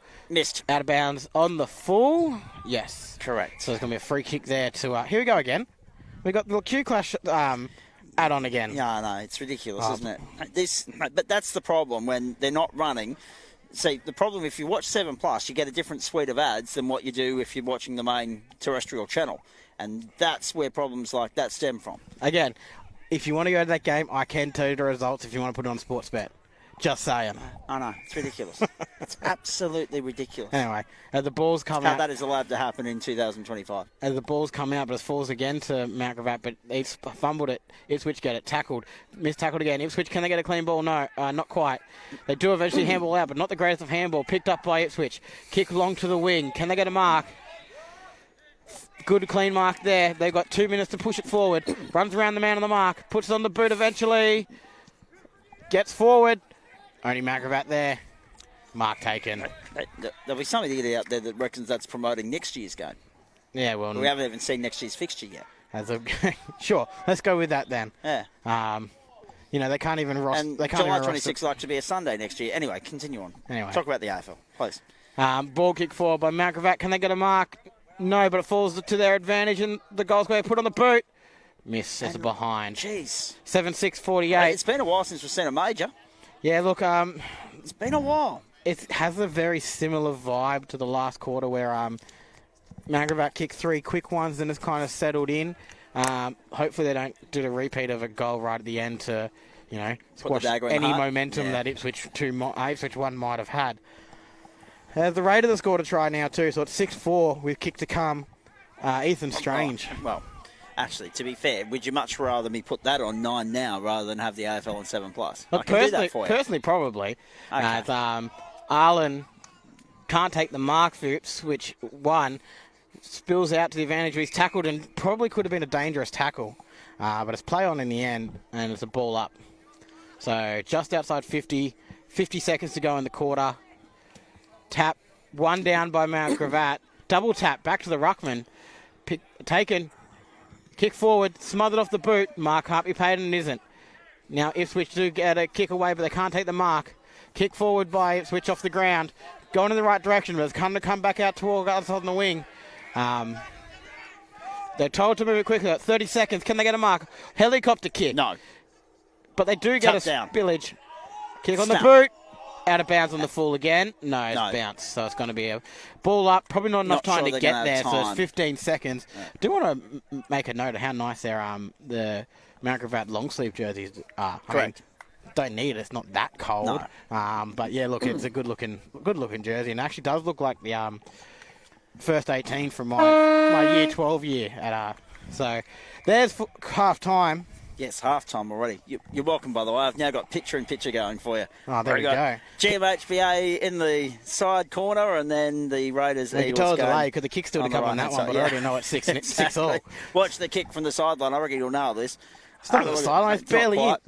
Anyway, half-time here at, I was going to say here at Mount Gravatt. Here at Ivor Marsden against Mount Gravatt. Mount Gravatt 7-6-48 lead Ipswich, 4 behinds. Well, I get how it's confusing because it is Mount Gravatt up against Ipswich 1, playing in Ipswich 2's Guernsey, at Ipswich 2's home. Yeah, anyway, it doesn't matter. Hey, very nicely done from you. We're going to a break. We're getting out of here for a few minutes. Stay with us on Facebook Live. We'll come back and analyse the first half as we get closer to the start of the third quarter. It'll be about 10 or 15 minutes away, ladies and gentlemen. So that'll be putting us roughly at the bottom of the hour. The Raiders and Manly 6-all at the moment. The Geelong Cats are leading the Essendon Bombers 4-5, 29 to 1-2-8. That was at quarter time. We're at half time, and the Vultures in control here. 7-6-48 to the Cats 0-4-4. We're back with more Friday Night Football live from Ivor Marsden very shortly.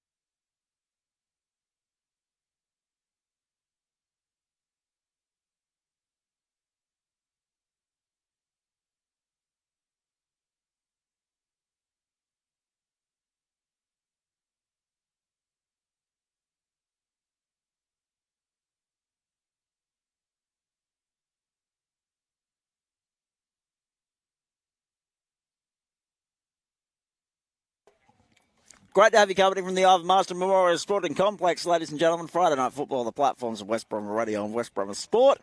This is the round 16 AFL Queensland Division 3 South competition fixture between the Ipswich one side and, of course, the Mount Gravatt Vultures. The Vultures in complete control. The half-time interval, 7:6:48, played 0-4-4. Jack Hasler back alongside yours truly, Zach Caban. I had one bite to go on when Kransky decided to come out. One bite to go. So rude of him. You'll be right. They still had a minute to go. I would have finished it in time if we were gone. Correct. I agree with you. Nonetheless, second half about to get underway, mate. Thoughts on how this might play out? Probably much the same as the first two quarters with the way they were going. But as we heard from the coach at half time for Ipswich, you can rest tomorrow. So the boys are going to come out and go hard. And here they go kick forward here after losing the rucking contest. If Bailey's going to get it, he's going to get to the front, but can't take the mark. Mount Gravatt are going to push it forward eventually. Tackle, not quite there by Bailey, but it goes out of bounds. So it's going to be a ball up in the far wing, true centre wing. So you can see the don't know if you can see it on the screen, but there's the old the watchtower for the base there. And so it's not a nice little different view that you get from some of the other grounds around southeast Queensland. So there's a free kick there for it's a ball up there. It's only moved about 10 metres towards us. Tap one down there by Ipswich. Can they get it forward? No, pushed off it is Arlen, but they get the handball away, but handball to no one, just a space. Foot race. There's Ipswich in front of it. They can't pick it up. It's intercepted by Mount Gravatt. Mount Gravatt, step one, tackled. Ooh. Doesn't pay a free kick, falls to the ground, jumps on it. Kick forward now by Mount Gravatt. Only Mount Gravatt players there. Not the greatest of bounce, but it does work in the end. One handball. Does get the second one away in the end. Kicks it out to the flank. Can they get a mark? Yeah, they can. Turn and go from Mount Gravatt. Can they get a mark inside 50? Brilliant. They can. There's a man running past him, running straight to the square. Should put it to him. Selfish. There was selfish. He would want to kick this. Wow. There was only one man, a one-on-one contest in the entire forward 50 then. He was running into an open goal. If he misses this, he owes at least one, if not two cases. He kicks it. Backs himself. Lucky for him, he did kick it. Nails it. Still probably owes at least a beer for that one because he was running an open goal. Yep. So that's the first goal of the quarter. Not quite in the 30-second mark, but it was inside two. Yeah. 8-6-54, lead Ipswich, 4 straight behinds. And first points at each end so far in each quarter of being down at the town end of the field. Unsurprisingly so. Quite appropriate to have a look at how the map of scores have played out throughout the course of the evening. A lot more scoring done at the city end of the ground than the RAF base end of the ground. 10-6 Canberra leading the Manly Seagulls, but they got one in the bin. And Geelong just on a one-way freight train at the moment against Essendon. Kick forward there by Ipswich. Eventually they have a good opportunity here. Can they get the handball away? No. He's tackled, falls to the ground. Spills to Ipswich.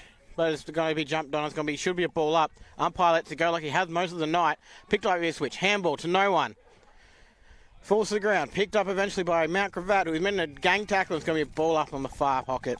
Thank you to Zach, who paused it and then unpaused it while I had a mouthful of food. So, good teamwork there.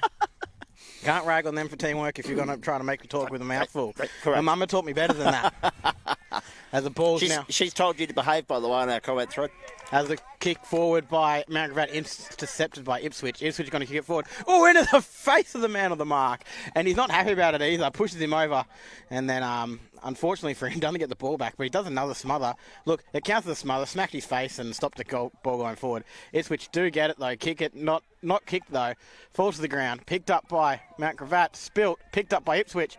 Kick off the ground. Not the far enough. Sorry, I got something in my throat. As the ball forward now by Mount Gravatt, just outside 50. Looks like Kako or someone is down for... land on his head at GMHBA. That was a nasty one. The ball kick forward there for Mount Gravatt. Handball away, Ipswich intercepted. Kicking forward now. There's man free. Can he get mark? He can't. Perceived pressure by the man running at him. Picks it up. Don't get the handball away. Breaks a tackle, though. Should handball now. He does, but not in the right direction. No. Straight to Mount Gravatt. Mount Gravatt make a break. Kick. Forward. Can they get the mark? No. Spilt. Mark not paid to Nudes because it was touched by Mount Gravatt, so it's fair enough. I'm just showing Zach the landing in the head by... And that's the last thing Essendon need at the moment is another HIA and a potential player on the sideline. They've got enough of them at the moment. As the ball's tapped down by Mount Gravatt, but punched forward by Ipswich. Ireland picks it up, takes a run, takes a bounce, needs to get rid of it. It does another Falcon. He's got legs, Ireland, that's for sure. As the ball's now kicked forward from Mount Gravatt, intercepted by Ipswich. So again, it's very a very steady game. It kind of happened in spurt, the goals for Mount Gravatt. Other than that, it's actually been a very tight game. Mount Gravatt can't get a clean possession. It's going to spill over the line. It does eventually. I don't know how much of that you can actually see with a nice blockage. Absolutely nothing. So have a nice view of the Mount Gravatt branch while we're at it. Known in acronym terms as SFA. Yeah, correct. Yep. Ball back in. As the ball's now going to spill out again because you can't see it. We might as well be commentating radio right now because you can't see anything That's at home. right. Yeah. We're flying wide. As the ball's going to be a ball up. You don't go in as... How rude. You don't go in as far in this part of the ground, so you still get blocked for the poor viewers at home. Correct. As Bailey going to get it away. Not quite picked up by the Cat, so drags it in. Better be careful to get it out. He does get it out because could have been holding the ball. Ipswich gets it away. Intercepted by... No. Spillage. Ireland is there to pick it up. Can't quite. Mount Gravatt jump on it, but he's met in a tackle quickly by Ireland. Spills out. Picked up by another tackle. Not going to happen. It's going to just jump on each other. Eventually, number 35 for Mount Gravatt, get it out. Kicks it forward. Nice wording, I thought. I don't even know what I said half the time in this game. As it kicked forward there by Ipswich. Here go handball and a big diving tackle. Intercepted there by Mount Gravatt, so it's gone back the other way. But now intercepted again by Ipswich. Needs to get the handball away. Does get it away. Tap forward by Mount Gravatt. It's like watching a seesaw or a yo-yo at the moment. You wonder why it's so hard for me to know what actually is going on. So I could probably say one thing or another. That's why I like the radio. I can make it up, and you won't know. You can't have to call me accountable when it's on the TV on Facebook Live. Trainer heading onto the field. Ball up in the centre of the field, near enough. Full disclosure, I don't make stuff up on the radio. I'm just making a joke there. Copy. Anyway, moving on. As the ball taps ruck down, falls to no one. It's going to be another ball up in pretty much the same position as the last time. Okay, Daily Mail. Whatever. Back underway. Tap it down. Let's go. Look, I'm just doing my best Kane impersonation, just making up stuff and hoping it sticks. So, again, another ball up, so a third one in the same position. Right in the centre of the ground. They might as well just put it back in the circle and start the quarter again. 1 metre closer to us, yes. Thrown out there by Mount Gravatt, not seen by the umpire. Tackled, it should be holding the ball, it is. Arlen wanted to run past him, but he didn't. But the Ipswich player, I think, or the Mount Gravatt's down with injury. Yeah. Hard to tell. It's Mount Gravatt down after tackle. 8 goals is a long margin to claw back, obviously, but Ipswich one would love to save some sort of face here and at least put a couple of goals through the big sticks and put some points on the board. Not a smart kick there by Ireland. No. He saw a man, but they weren't leading for him. So luckily it did end up working. Nudes kicks it forward. Can they get a mark? No. Intercepted by Mount Gravatt. He's got a player here directly in front of us. It's gone a bit too wide. Just stays in. Mark taken.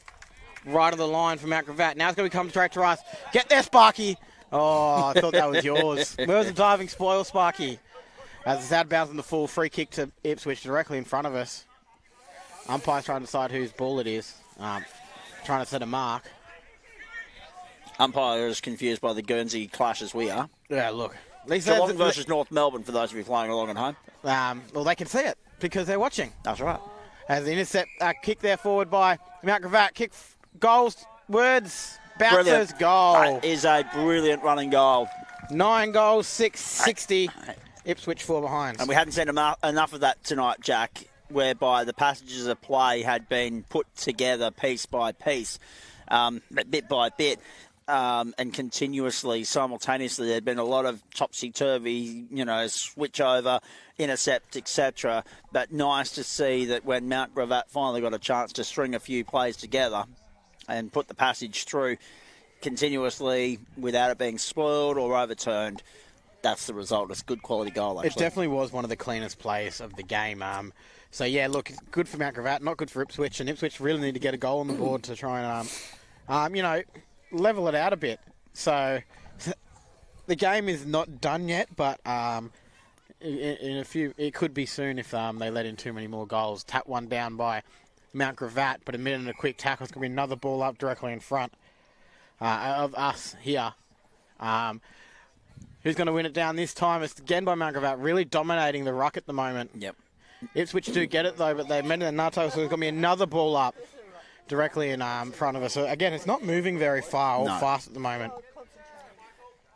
And the only consequence of that is that the margin hasn't bloomed out anywhere near as much as Mount Gravatt probably would have liked it to. Yeah, look, they probably could be.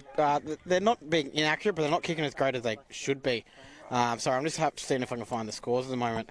So we'll go to a live around the ground in a minute from AFLQ, but it's tapped down by Mount Gravatt. They're pushing forward. Mark taken by Mount Gravatt. Can they turn and go? They can. Handball.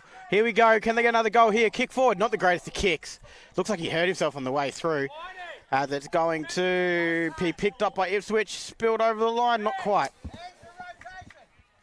We do have a live score from Redland Victoria Point and Jim Boomba. 6-6 plays 2-2 over there in favour of Redland Victoria Point. Maruka 1 leading Cooperoo 35-8 at the moment.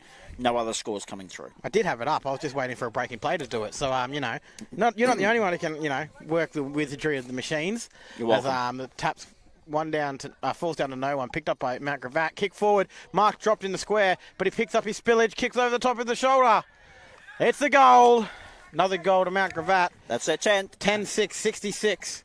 Lead by 62 points over Ipswich 4, Ipswich 2, Ipswich 1. Oh. Too many goddamn numbers. 4. One of the numbers. Here we go again. Jeremy Cameron lining up for number 78 of the season by the look of it. Just sidebar. I was just going to say, you did well to withhold yourself there and pull yourself up from saying something you shouldn't have on the radio. Missed there. I do agree with you. Too many numbers. Hey, Facebook Live, there's been a lot worse happen on Facebook Live than a couple of F-bombs. Ipswich 1 at Ipswich 2's home ground, etc., etc. And as you said, 10-6 plays at 0-4. 62 the margin here. As the ball's one down by Ipswich, but they can't get a clean possession enough to get it out. So it's going to be a ball up again in the circle. It's happened a lot of times this quarter. A lot of stoppages of play when the clock doesn't stop. Yeah, so it's 8 minutes to go in the quarter. Mount Gravatt get the handball out eventually, and they do get it cleanly. Tap forward, well done by there. Number 5 picks it up. He's got to try and break a tackle, and he can't. Should be holding the ball. It is. Ipswich could have turned and go and didn't. He's on the ground now. He hurt a bit. Great tackle there by Ipswich, though. But the fact that he didn't turn and go has now congested it, and they're going to be very hard to get it out of where it is because they kicked it long, but to a contest and straight down the throat of it. Marvellous mark. Mount Gravatt. Mount Gravatt kicked it out towards us. Pick up there. Wasn't clean, but they got away with it. Handball, run, kick, tripped as he's gone. Lucky not to be a free kick. Contest dropped, kicked out of bounds to the full, but it did come off off of another man's leg. Should be touched, not going to be paid touched, out of bounds on the full.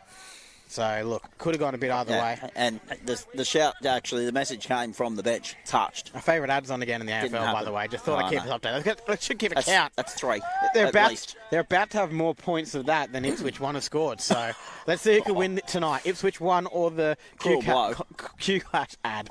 That's a cruel drive-by from you. Look, it's got to have a bit of fun. As the ball comes out to Mount Gravatt, but it's come straight back into the contest. And you know what the funny thing is? We didn't have that on until 7:30. It's probably run a couple of times at the pre-game show. Probably. Here we go, Ipswich. No, Mount Gravatt can't go get it. In the square, breaks the tackle, spins, needs to get on the boot. Get on the ball. Does. Yep. Kicks it long, straight out, but it's going to come straight back in, will it? No, good tap away by Ipswich. But it's just going to be a disputed ball like it has been most of the game. Picked up by Bailey, but a minute a quick tackle. Falls to the ground. It's going to be a ball up just outside 50 for Mount Gravatt. Story of the night, isn't it? I mean, there's been a couple of instances where those decisions to either handball or kick or pass, they've been made a smidgen too late, a fraction of a second too late, half a second too late, and that makes all the difference. It really does. And there goes Mount Gravatt again getting it out, but jumped on by Ipswich. It's going to be another ball up. But yeah, it's some of those, it's been a game that's really, if you can get the clean possession out, you're going to push it forward. But the thing is, Mount Gravatt have been taking advantage when it goes forward, and Ipswich haven't. They've probably been in their forward 50 pretty even amount of time this game. But they've just taken advantage and scoring when you get the opportunity, which has been a struggle for Ipswich all year, really. As Mount Gravatt get it just inside 50 for Ipswich. and they're going to get a clean possession out, which has pretty much summed up the entire forward half entry for Ipswich this quarter. Mark dropped by Mount Gravatt. Tackled, should be a free kick for holding the ball, wasn't. Mount Gravatt jump on it, breaks the tackle. This one should be holding the ball, if not in the back. Is holding the ball, free kick to Ipswich. Need to move quickly because they do. But look how well Mount Gravatt have set up behind the play. And there's a bit of argy-bargy on the ground there. What's the point? That was bound to happen eventually. As zoom in on that a bit, Sparky, and we'll see if we get some, put it on a Sunday night main event almost. As Ipswich do, the fracas does end up finishing, and Ipswich need to push it forward. Telling them they need to move quick really didn't help there, because now it's gone straight down the throat of Mount Gravatt, and it's going to come out to the far wing. Can they get a clean mark? They can. And just like that, we're already 15 minutes through the quarter. Yeah, it's going to be a really quick game, and it will probably be done before 9. So early home time for us by the sounds of it. Not quite. Early home time for me. You can keep talking after I'm gone. It's 8:45. There's another 5 minutes here, plus 20, plus whatever the gap is in between. It's going to be at least 9:15, mate. Settle down. Mark is dropped by Ipswich in their defensive half and is kicked forward off the ground by Mount Gravatt. They're going to be probably a few more push and shoves eventually in this game, because they are getting a bit grumpy both sides. Agitated. Mount Gravatt kick forward. Big kick. Out wide for a behind. So it's 10-7-67, Ipswich 4 behinds. It's still 10-6 in the rugby in Canberra, and then it's 51-15 at GMHBA. As the ball comes out for Mount Gravatt, Ipswich falls to Mount Gravatt, sorry. Picked up by Ipswich, but they tapped it out. But it's going to be picked up. Good running ball here. Tackled! Free kick for the ball. Brilliant. Great tackle there by Ipswich. Little bit of a light. So the biggest highlights for Ipswich so far has been their pressure and attacking, which is, we've said for both Ipswich 1 and Ipswich 2 this year. So they're teams who are very committed to the ball. They're probably, I don't like saying it, but probably lacking a little bit of skill when it comes to conversion and all that. So look, keep these teams together for over summer, and you probably could have a few better results for the next year. And that's important, trying to get that correlation over summer, trying to work as a unit, have some training runs, because it is going to be about 8 months before we're back on the field again. Yeah, in competitive form. 8 month-ish, depending on when they decide to get their fingers out. And you never know, it might be starting in May. Ipswich clear it out, but can they go far enough? It's a one-on-one, but it's didn't even contest it there. Ipswich, and it's a mark taken by number 15 for Mount Gravatt. There's a guy running around the back for him, ignored. Needs to get back on the line, so the umpire is pulling him back. Didn't have to, that's a free kick rule. It's not a mark rule. He wasn't lining up for goal, so he should have called play on. So probably not the greatest decision by the umpire, but hey, end of the day, they're in charge apparently. Said that about my. I'm not going to continue with my joke. I was going to say there's going to be a ball up just inside 50 for Mount Gravatt. I didn't have a microphone on. Probably in your best interest not to continue down that path, I would have thought. I don't think my boss is listening anymore, so I'm all right. Good call. The ball is going to be in dispute now. It's half-time at GMHBA. It's 52-15. Geelong obviously leading Essendon, and it's going to be another ball up. Again, same as always, just a couple stoppages in a row. It's about who's going to get the clean possession now, and unfortunately for most of the match, it has been Mount Gravatt. Ipswich do get it away, but he kicks it to no one in the air. It's going to be marked by Mount Gravatt. And that's what I mean. They get the clearance, but it's not clean. They don't look, they panic. And then Mount Gravatt turn and burn him. Gets on the boot, lucky to get away in time. Can they get a mark? No, they can't. Oh, they can. How do they pay that mark but not the other one? That was a clear touch by Ipswich. But hey, it is what it is. Going to be lining up for goal here. Going to be lining up for goal 11 if he can kick it. Not an easy kick, though. There's one number that hasn't been in any sort of danger yet tonight, but we're getting closer. As he's lining up for goal, puts it on the boot. Big kick. Puts it through. Good kick. At least we heard the sound that time. Tree protected the cards. So that's 11. 11-7-73, lead Ipswich 4 behinds. 1 minute to play in the third quarter. Raiders, Eagles going to half-time in 13 seconds. Well, referees just stopped the clock, 14 seconds to go. 10-6 there, the score. Raiders over Manly.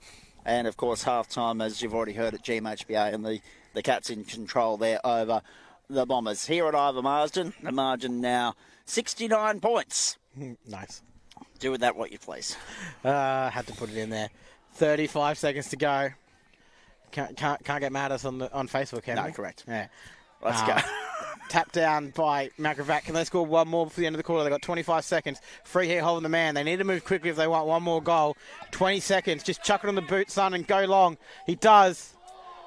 Torp, mark. Not taken. Oh. Could have been a free kick to Ipswich, taken him out, but doesn't. Picked up Mount Gravatt, puts it on the boot. Snap. Can they get it in time? It is a goal. Heartbreaker there for Ipswich. Same thing as what we saw in the first quarter, yeah? 12-7-79. Same Ipswich thing. 4 behind, and there goes the siren. What's that been? 4 goals a quarter so far, isn't it? Yeah. Well, actually, 5 in that quarter. There were only 3 in the second quarter, 4 Averaging in the first 4 quarter, a quarter. averaging 4 a quarter. 12-7-79. So it was 7-6 at the break. They've gone 5-1 in that quarter. Ipswich have extended their score as well, but by nowhere near enough to be competitive in this game of football. 12-7-79. It's a 75-point ball game. It's 0-4-4. Scores are level, by the way. It's 4 Q-Clash adds to Ipswich 4. That's the side game that we're playing tonight, ladies and gentlemen. 0-4-4 trails, 12-7-79, margin 75. The Mount Gravatt Vultures finally hitting their straps here at the Ivan Marsden Memorial Sporting Complex. We'll break. We'll see if we can get any intel from the centre. We'll come back in a couple of moments with the fourth and final quarter for you. You're listening to Friday Night Football. You're watching Friday Night Football on West Bromwich Sports Facebook page. It's great to have you along. We haven't been watching the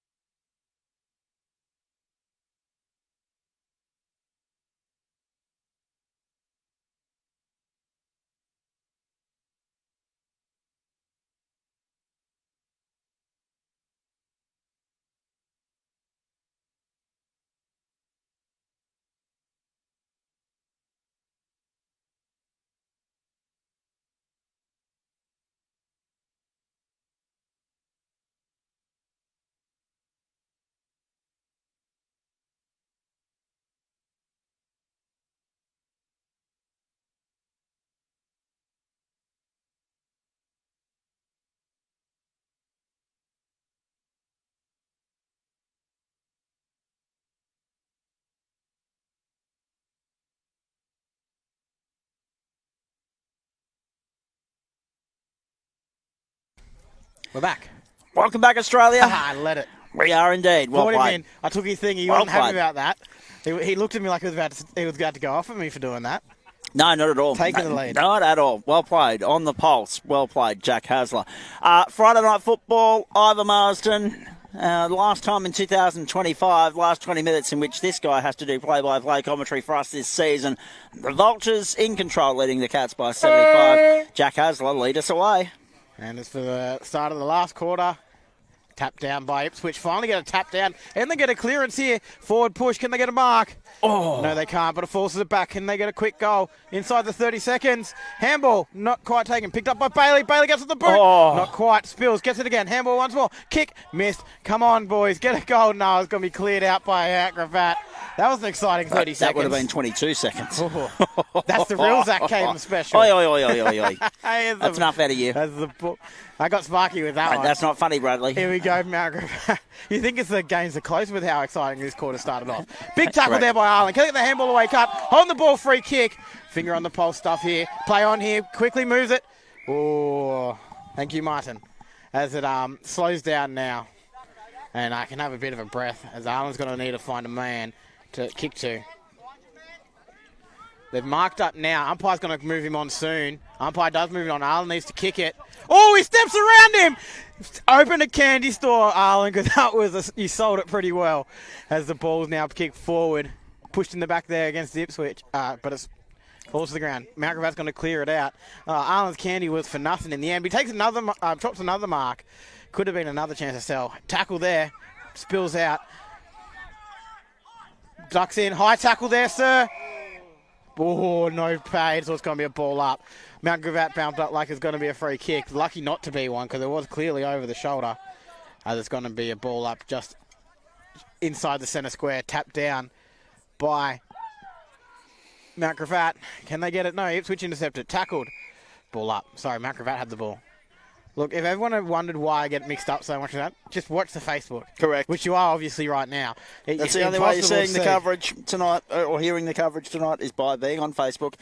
Special delivery for Jack Hasler too, by the way. Yeah, I like it. Very nice. Perks of being the vice president, I guess. As the ball is going to be another ball up, slowly pushing in the right direction for Ipswich. Need to get the goal, however. Yeah, look, they need this goal. That's the only reason. Won't have an impact on the game, but will have an impact on morale and beers afterwards, obviously. Kick forward by Ipswich. Can they get the mark? Not quite. Tapped down by Mount Gravatt. Mount Gravatt to clear it now. Kick forward for them, but it's going to go to a 2-on-1 for Ipswich. But it spills to the back where Mount Gravatt is. Breaks the tackle. Mount Gravatt. Good smother there by Ipswich. Tapped it. Good pressure here. Jumped on it. But Ipswich do eventually get it out, but he kicks it forward. Can they get a mark?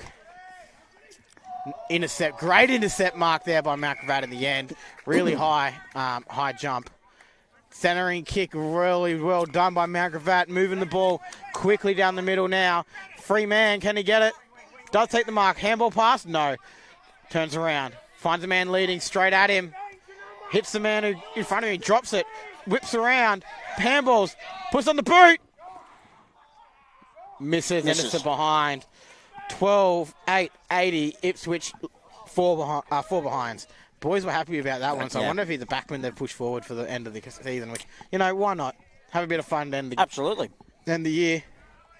It's going to be there's only 16 and a half minutes to go in this quarter in this season for both these sides, so be interested to see how they kind of, end this game out with a bit of, what's the word I'm looking for? How they're going to make the morale for the end of the season. Yeah. End the season on a positive note. Yeah, exactly. Correct. End it on a high. Exactly. So it's nice to know that I'm not the only one hitting roadblocks with my word structure tonight too, by the way. Yeah, but I appreciate that. I'm doing a lot more fast-paced talking than you, which is the rarity coming from you. Correct. But it's very rare that you actually are quiet. Thank you. I'll pay that. Tap one down there by Ipswich, but it falls to Mount Gravatt. How's his drive-bys been tonight too, by the way? He's in fine form, I've got to make up for it. Haven't actually hit Sparky much. No. I don't want to, though, because, you're missing your prime target. He's over there with the headphones on. He's listening to every word. He doesn't pay my paycheck, so why would I... Yeah, true. He doesn't actually do any damage to me. That's right. But oh, dear. I love it. To push Good in the mark back at the there back from against Mount Gravatt. But should have been a push. Wasn't a push. Yeah. Ball dropped by Mount Gravatt, but they had enough time there to tap it on. There was no pressure there against them. And they've been able to do that a bit tonight, haven't they? Top. Get out of trouble. Ipswich are going to get there. No, Good clean out. bump. See him and put him against the Irish Lions with that one, with a nice clear out there, but it's going to be a ball up just inside 50 for Mount Gravatt. It's yeah, look, it's tap's going to be one down here. Ipswich don't quite get it. Force Mount Gravatt, kick forward, touched on the line, punched through, so it's another behind. So 12-9-81, Mount Gravatt lead Ipswich 4 behinds, 15 minutes to go in this quarter. And at the moment, it's still 4-4 to Ipswich versus the McHugh Clash ad. Correct. For those playing yes. at home. Yes. Our side contest tonight. Let's be honest, we've seen a lot. We haven't actually been paying that much attention to No. it, so it probably is like 16-4. But Yeah, I'd say so. I still can't believe that's getting a run. How someone at 7 Brisbane hasn't been notified that that's going on 7 plus it's not yet. the first time It's I've beyond seen me. it, though. No, Like, it happens it's all the ridiculous. time. Anyway, kick forward for Ipswich on the wing, but how do they not pay that mark? Spills out to Mount Gravatt now, push forward, but it's going to be another intercept marked to Ipswich. Then again, we do live in a state where they think it's somewhat sensible to sit an hour and 112 years behind the rest of the eastern seaboard There's a during the button summer there months. I don't that know. mutes him, and you just press it. No. And they're So I slowing can it kind down of a bit. understand it. Slow down the play here. Ipswich, not the greatest of kick, intercepted by Mount Gravatt. And they drop the mark, and they get it forward. Gets on the handball, running into a goal, kicks it forward. Big kick. Towering kick. Touched on the line. Touched on the line. No, paid No. goal. It's a goal for Mount Gravatt. Should have been on the line. Does pay the goal in the end, so Yep. 13-9-87, Ipswich 4 behinds. I'm sorry, I confused Tracy there for a minute. She knew it was a goal. I confused her. I apologise. That number's coming around too quick for my liking now. Again, cute Three digits. kitten on the TV. I'm just going to ignore what you're saying. Copy. A pet barn ad with a nice, cute little kitten. Oh, dear. You should see our multi-screen setup we got going here tonight, ladies and So they gentlemen. just pulled up the All-Stars, go to the All-Stars for the Legends game. You've got Cyril Rioli, Dan Gorringe, Adam Cooney, Isaac Smith. Meanwhile, we're back underway here. Andrew Tap McLeod. down. Oh, Mount Gravatt went without it. Sorry, I was just talking about Legends game. They took it off now because No. But it's going to be an interesting side. It's going to be a great for the game. What is that, Legends 3 game. weeks' time? Yeah. Yeah, sorry, Az. Gold Coast Essendon Wednesday night and that Thursday night. Good midweek footy. Yeah, it should be really good to watch all of it. It's going to be a nice week of football like we previewed. And I love this as well, 7 Plus, showing the Saturday State League schedules.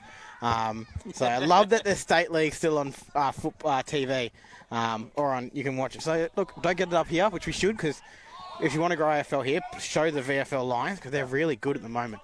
Anyway. We've got a player injured in the middle of the ground.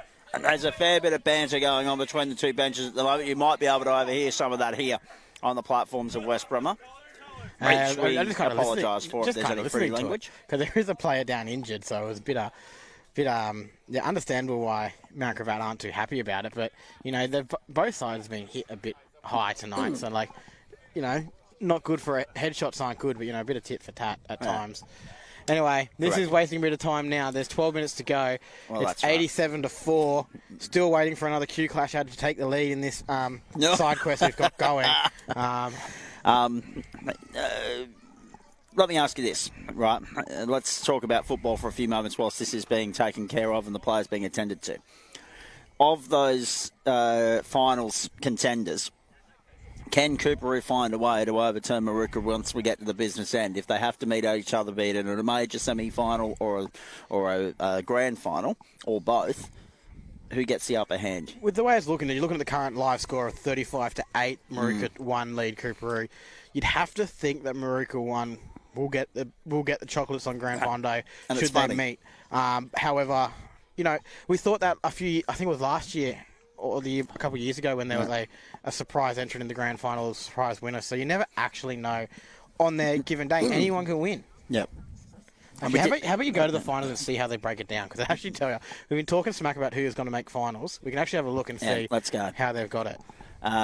2, 3, 4, 5. So it's a final 5. So that means that there are 6 horses fighting for 5 saddles at this point in time. And if we have a look at that, sorry, I've just got bloody tomato sauce on the mouse pad. Sherwood, Collingwood Park, live chances at the moment. So let's have a look at this because looks like we're going to have a couple of minutes here. Maruka will get the week off if they hold on and continue doing what they're doing now. So they're going to play a major semi.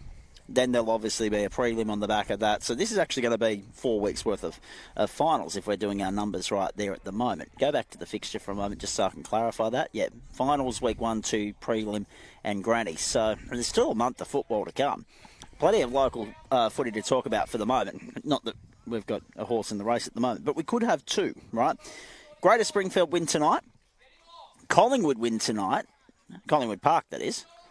They're going to be in the 5 because you've got, hang on a sec, we've got Maruka and Cooperoo are up there 1 and 2. And we now have a leader in the Q Clash game, by the way. Correct. Yes, Q Clash at 5. Ipswich 1-4. Okay, so Sherwood and Collingwood Park are playing at the moment, and that's the one that's of interest to me. Because when you look at the other fixtures, Redland Victoria Point and Jimboomba, that's going the way of Redland Victoria Point, and I can't say I'm terribly surprised by that, given Jimboomba's ladder position. But when we look at the live ladder here, all right, it's Collingwood Park, 34. They could go to 38 tonight, overturn Sherwood, who are 36. Greater Springfield could go to 36. If they put a good number on Ipswich 2 tonight, then percentage might overturn it as well. Yeah, look, it's it's going to be a very big. So we could have two Ipswich teams in the finals, is what I'm trying to. We could, yeah. Sorry, yeah. I'm kind of half listening to what's going on because there was a bit of arguments between some people on the field. Probably should call the game at this stage. It's only 8 minutes to go, and they actually need a stretcher out there because the guy's actually in La La Land. Yeah, look. Ipswich needs to. So now I'm getting distracted by the arguing because. Oh, we're back on camera. I didn't even realise we're back on camera, by the way. Hello, folks. Nice to have your company. Okay, so we've got a fair bit of the toing and throwing is now going on the interchange bench as well. So there's arguments at the moment that we had the Grand Marshal talking to players he's not allowed to do, and as a retort, Ipswich are now saying that there's a guy in there who shouldn't be in there because he's not a player, which is true. And the player is being held from the field, which is good to see. So he's finally got some good news in that regard. And now they'll simmer down on the bench. We'll play the final few minutes of footy, which will be less than 8 now by the time they all get back into position and we're ready to go. And then the season will be done. Yeah, back to what you're saying. Anyway, yeah. It's hard to say what we're going on at the moment because we can't see the score in the Greater Springfield game. But you're right. This could have a massive impact on the final 5 because Greater Springfield could still make the 5 and knock Collingwood Park out. Collingwood Park can still make it. So it could be a very interesting thing. And it's almost even like more interesting because Collingwood Park plays Sherwood. And that's the underwriting factor there. Maruka and Cooper, don't worry about them because they're 1 and 2, no matter which way it plays out. So, tonight. like you said, if Collingwood Park win, Greater Springfield could push in. Yeah. If Collingwood Park lose, Greater Springfield will move in. So it's going to be a very it's extraordinary. As they're back underway, only 7 minutes to go. Good defence here have kept Canberra in front. They've put Manly into touch, 10-6. As the ball's one down. By Greater Springfield in my head. By Mount Gravatt, Mark taken, play on, run into an open goal. And it's a goal there to Mount Gravatt. So that's 93 points, 14-9, 93. Ipswich 4 and Q Clash had 5. Yes, out to 89 points the margin now in favour of Mount Gravatt. In complete control there at this point in time. Hope you're enjoying it on West Bromwich Sport wherever you're tuning in around Australia. Great to have you along. Friday night footy from the Ivan Marsden Memorial Sporting Complex for the last time in 2025. But do stay with us because once we're back on air for the Sundown Rundown, Jack Hasler will give his analysis of the AFL finals, the AFLQ finals, the AFLW regular season, and we're looking forward to that immensely. Yeah, look, it's going to be a good end to all that's going on. So the ball's one down there by Mount Gravatt again. They're looking to kick another one forward. Can they get a mark? No. Not quite. It's been a story of their night. Not being able to get a quick forward, but they have been able to get a free kick for holding the man against Mount Gravatt. So it's going to be a clearance here for Ipswich. But lucky there because it was intercepted. But yeah, look, it's It's been a very similar take going forward. It hasn't been clean going forward, but they've been just better overall. And it's out of bounds in the full, so it's going to be a free kick to Mount Gravatt in their forward pocket with 5.5 minutes to go. And that's the other point worth making too, folks. Next Thursday night, you've got no AFL men's because you've got a doubleheader from AFLW getting their season underway. So we might ask Jack who he thinks is going to be dominant there at the back end of the broadcast tonight, just because we won't get a chance to chat to him next week on air. Yeah, look, it's going to be an interesting season. AFLW itself is normally has been very predictable in a way. I don't like saying that. As Mount Gravatt try to kick a goal, they can't. Spills to the ground, picked up, handball once, put on the boot, snapped through, tapped on the line, behind. So that's 14-10-94. So it's a 90-point lead with Ipswich just 4 behinds. And if anything, that long stoppage in play has helped the bleeding of the scoreline. I think it fired up Mount Gravatt a little bit, to be honest. But it's not going to balloon out anywhere near the 130 that we saw a couple of weeks ago. Yeah, look, it's big towering bomb there by Ipswich, but it's not a very effective one. Just an intercept mark there by Mount Gravatt, and it's going to come straight back in. Kicked it straight down the middle. Mark dropped. Can it be picked up by Ipswich? No, Mount Gravatt tap it on. Breaks one tackle, but it's high tackle. Free kick to Mount Gravatt. Anyway, with the AFLW, it's been a very predictable season. You guarantee Brisbane will be at the top again. Quick play on. Not the smartest option for Mount Gravatt because Ipswich intercept it. Pick up, handball, tackle slung. Should be a free dangerous tackle. It's not to holding the ball free kick. So interesting they're not really protecting the players anymore, getting tackled with a lot more, slinging actions. But yeah, should be they haven't been very good with their shots tonight, Mount Gravatt. A lot of their goals have come from, running plays. They've had very good ball movement and picking up the spillages. So be interesting to see if he can get a fairly decent kick, probably about 45. Puts it high, puts it long, puts it wide. So that's now 91 points in favour of the Vultures. 14-11-95, Ipswich 1-4. As I said, Brisbane should be up there again for the AFLW, but you'll see North Melbourne again, who had an undefeated season last year. Incredible last year. Adelaide will be up there again. Hawks have been looking good in the VFLW, so they might be up there. But it should be another interesting season. Probably much of the same of what we've seen with Brisbane and North being dominant. Hopefully we see one of the newer teams in there. Ipswich eventually do get away. Handball. Going to go out of bounds, is it? No, still going to come. Picked up, tackled. Great tackle. Spills out of bounds and it's a ball up.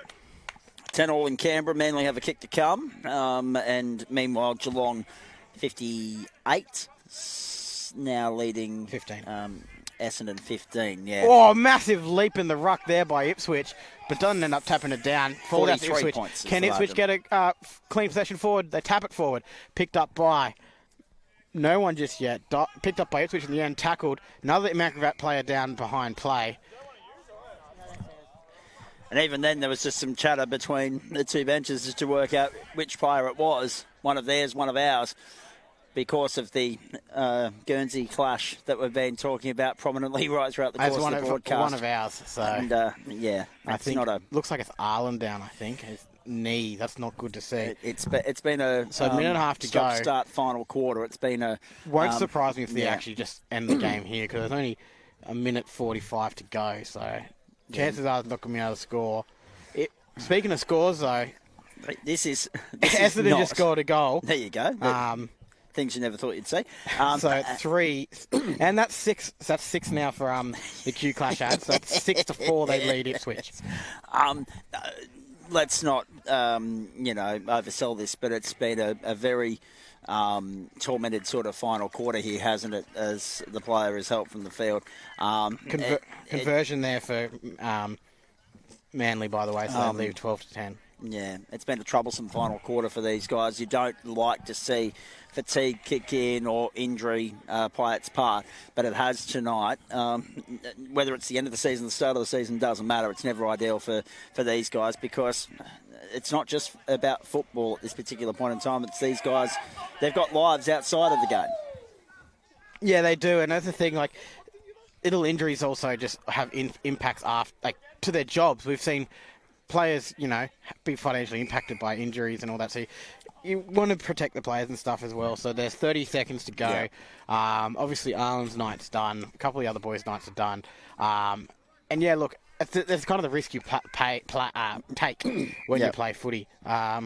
You do it for the love of the game, and if you get injured, unfortunately, it's part of the game. You just don't like to see it, but you kind of got to roll with the punches, so to say. So there's 15 seconds left in this season for both these clubs. Can Ipswich get a goal before the siren? There's 10 seconds to go. They're pushing in the right direction. No, intercepted by Gravatt. And it's gone to the centre of the ground. So tonight we'll see the end of the game. 14-11, 95. Gravatt have defeated Ipswich 1, 4 behinds 4. And, of course, in our side game, Q Clash Ad 6 have defeated Ipswich 4. Oh, no. At least you can have a sense of humour about it, Jack. I hope the boys don't listen because they'll probably give me smack for it. No, that's exactly right. I'm expecting them to when we get together for the awards night at the end of the term, at the end of the season. And, of course, we've got one eye on those other results and hope that a few of them will come into our broadcast position here before we sign off this evening. Round 16 action. Maruka still leading Cooperoo 6-7, 43 to 2-4, 16. Redland Victoria, 25 point leaders over Jim Boom, but nothing else coming in at the moment. But all those matches should be wrapping up within the next quarter of an hour or so. Oh, jeez, it's blinded by the lights. Oh, wow. Thank you, Bradley, by the way. He's about to pan back on to us. I think you've just got that memo because the lights have been lit up inside. The lights are very impressive outside here, but apparently not good enough for the camera, ladies and gentlemen. Yeah. So have a look at that. We're just staring into...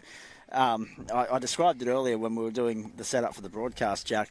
It's like looking into a bloody silhouette at the moment. Yeah, look, it's hard to see it, but hey, it's part of the fun, isn't it? Apparently so. All right, so obviously we would normally be taking a break at this particular point in time. Trace, we're on the camera. Say hello to everybody. Nice to have you here. Very happy with how her team's going in the AFL competition proper at the moment. Looking to get to the last Saturday of September as they did in 2017. Just come away with a far better result, of course, on that occasion. They were very Sydney, that grand final, weren't they? Thanks. Yeah, great. Well played. All right.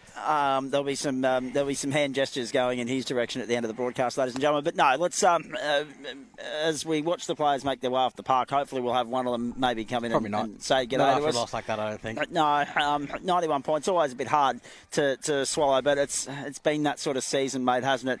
Hopefully, as you said, there will be opportunities present themselves over the course of the next 6 months before we start talking about pre-season, where these guys can get together, can talk football, and can start the process of trying to work out a way to better gel as a unit when they get on the park, so that they can maybe come back and offer up something a little bit more competitive next season. Not ideal being stuck to the bottom end of the ladder. Yeah, but it's not so much talk of football, it's just talk and get better as a team in a way. Like, the best thing to do in an off-season is not to think about football.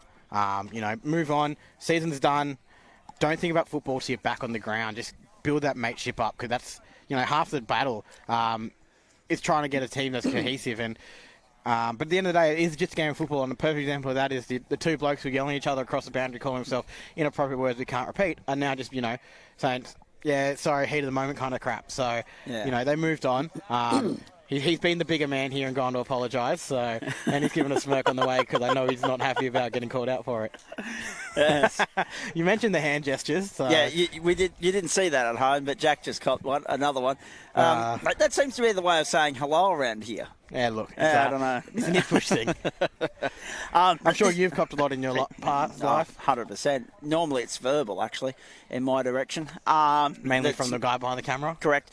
It's not fit for broadcast either. Hey, well done to Mount Gravatt. That was a clinical performance from them. And again, showing signs that, the unit that we've seen here over the last couple of years playing at Ivor Marsden in Div 4, there are still, remnants of that in the offing. When you look at the way in which they go about their business, they've met their match on a couple of occasions this season, but they are still a very good football side. Yeah, their drop-off last year was very hard to explain considering how strong they were, but it would have been a case of a lot of players leaving, but they would have had an off-season where they would have, spoken about what went wrong, and then gelled, like they said, and they do look like a really strong team with all their travels and stuff, so...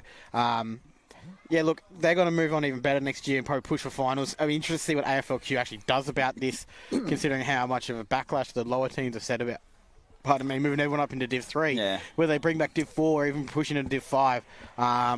And if that is the case, what will happen with Ipswich football? Whether we go to a Div 3 and a Div 2 in the same Div, a Div 3 and a Div 4. So with all the answers we've had so far for the season, there's going to be 1,000 more coming out of it. If it was you, and you were in charge, as you're going to hear the Mount Gravatt song in the background too, by the way, if it was you making the decisions at AFLQ, what would it be? Would you like to see the return of Div 4? I mean, that obviously brings with it a bit more travel. Would you like to see the two Ipswich teams continue to gel in the same competition, or would you like to see that Div 3, Div 4 element? I think you need to go back to Div 3, Div 4. Yeah, it's a hard thing because you don't want the travel, but you need the travel in order to make it an even competition. But the thing is, though, if we just divide the competitions we have, so currently how it says north, south, Gold Coast. Yep. Split each of those in half. So south Div 1, south Div 2.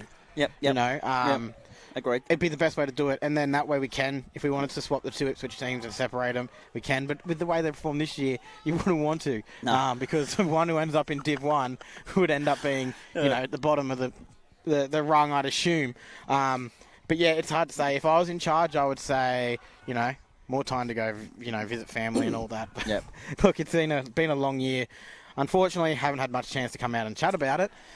True. So we'll have to see what happens next year and where we can try and fit a few more games in, possibly with, you know, going out to different areas even. Yeah, absolutely. And the other thing as well, mate, I mean, we'll start to wrap this up very shortly for everybody tuning in at home, but you may as well stay with us because, well, what else is there to do on a Friday night, you know? And really, to be fair... 7. Game's over at 7.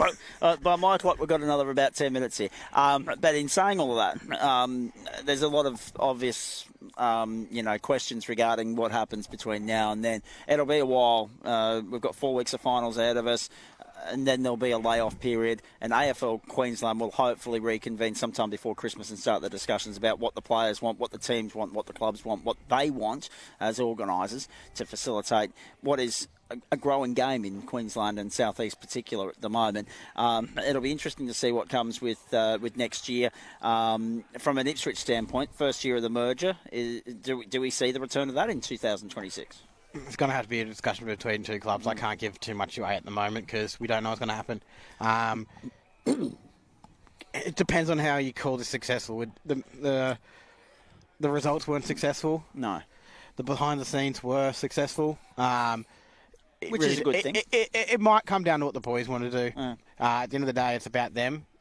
You put the ego aside of the top of the thing if there is any. I'm not saying there isn't. No. But it comes down to what the boys want to do. And at the end of the day, if we do separate, the boys have the choice. They want to come back to the Cats or go to the Eagles, or if the Eagles want to come across to the Cats. So what it might have done is created 2 teams, but made 2 more gelled teams separated, or they might just have you don't know what's going to happen next year. And obviously, from a local standpoint, the other obvious disappointment of the year were our good mates from Fernvale not factoring into it at all. Is that a disappointment, though?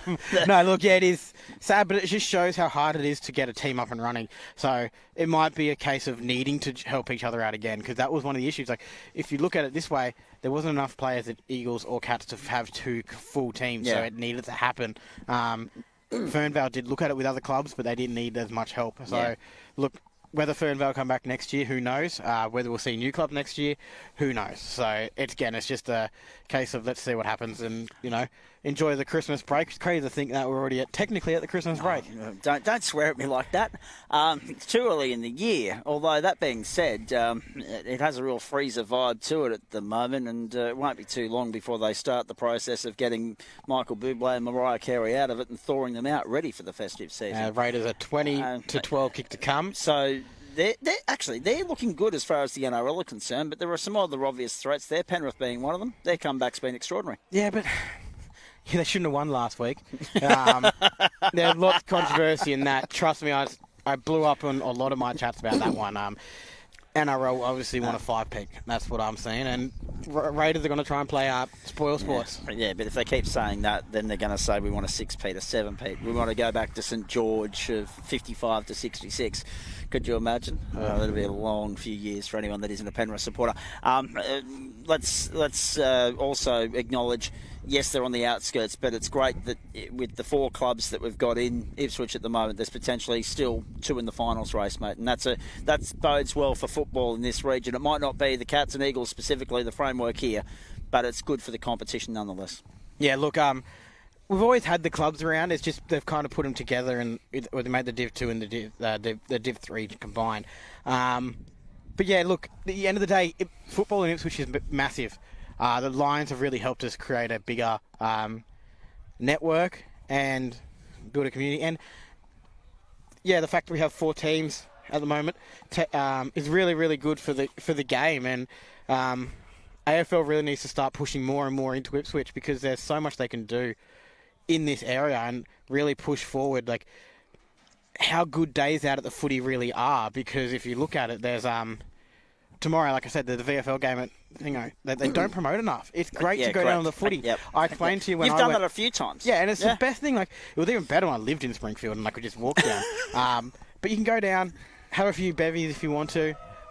You can take the family, kick the ball, and have the good old fashioned crack at it. But yeah, look, it's they need to push that more, and they push the women's game, which is great. But they also need to push the other thing, and yeah. And on the subject of the women's game, I reneged to mention, and I do apologise, on the Brekkie Club this morning on the platforms of West Brom Radio, I believe my I believe my comments might have already been edited by management, but that's another story with regards to breakfast this morning. But Beenleigh will take on Ipswich Eagles in the women's Div 2 comp tomorrow. Now that is at Dorth Park, Guardian Gantry Hire Oval.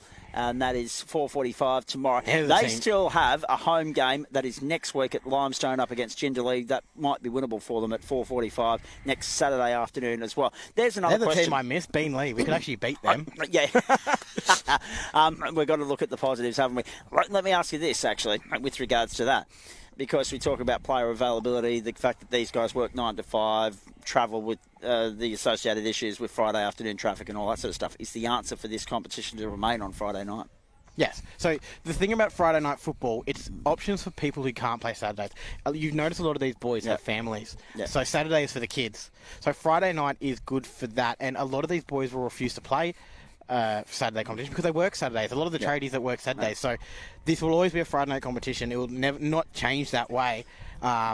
So it's not even a question. No. It's just how they decide to break it up. They can make a completely different league in the fact they make it a Div 1 and Div 2 Friday night competitions. But yeah, the way it is now won't change. Like Friday night is more places around Australia should do Friday night football. Yeah. Because they survive as well. Like if you did this in Melbourne, imagine how much this would like pop off. It would be amazing. Yeah. So yeah. And I guess that's the other issue, and I've been talking to a few people about this recently, just how busy life is becoming at the moment, how difficult it is to... The junior ranks here seem to be going okay between the Eagles and the Cats, Auskick and the like, and it's good that there's junior participation and numbers climbing in AFL across the board here in this part of the world.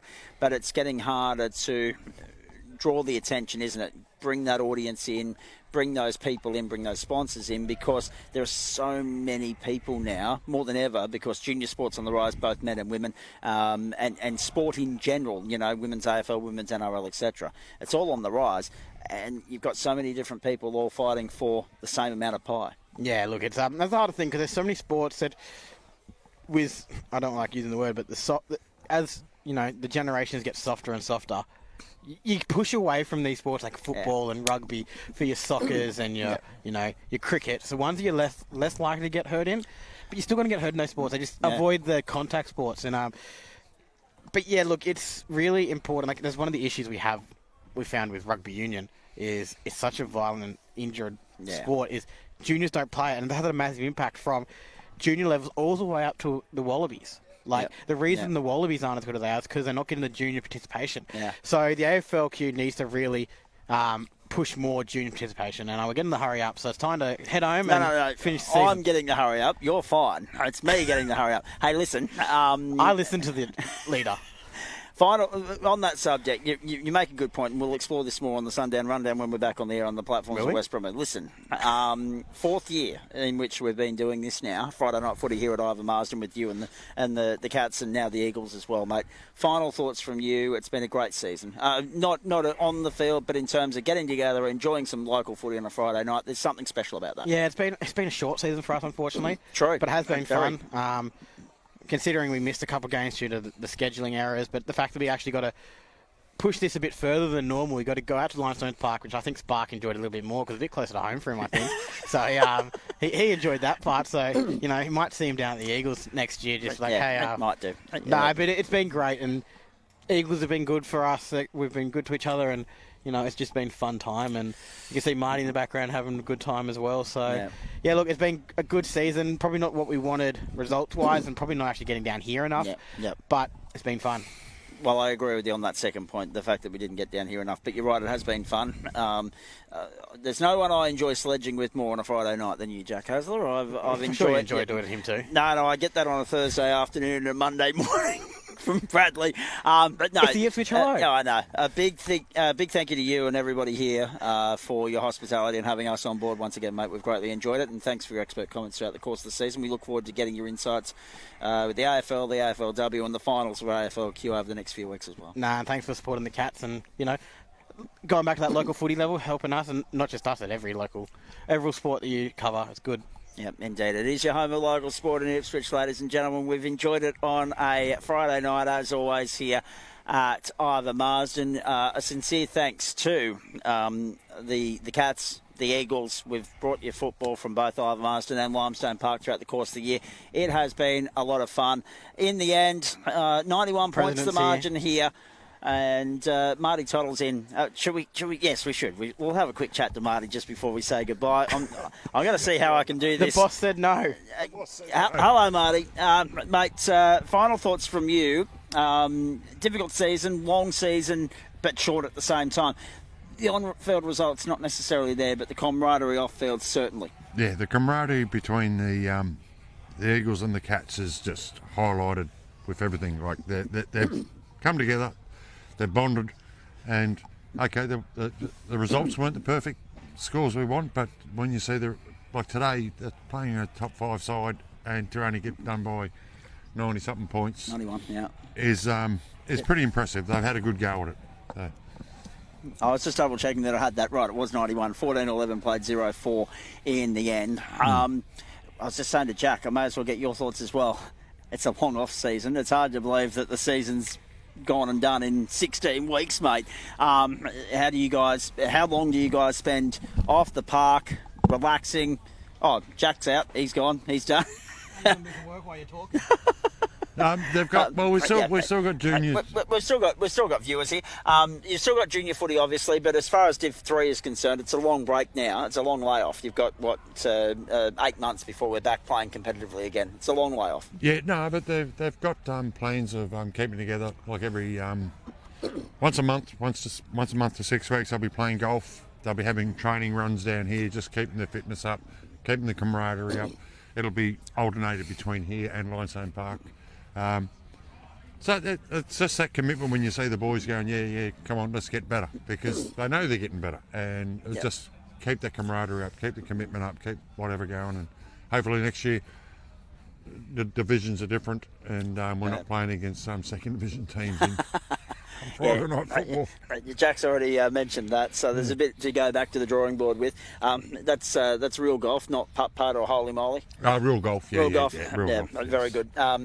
What did you make of Happy Gilmore too on that? No, actually, I loved it. Yeah, I thought so. Yeah, absolutely. I loved it too. Have you watched it yet, Jack? Have you watched it? The ruse is starting to come out. I got to go and put the scoreboard away. But thanks very much, guys. And honestly, West Bromwich Radio, you guys have dealt us a good deal this year, and thank you very much for your support and the coverage. Always great to see you, mate. Thank you, Marty.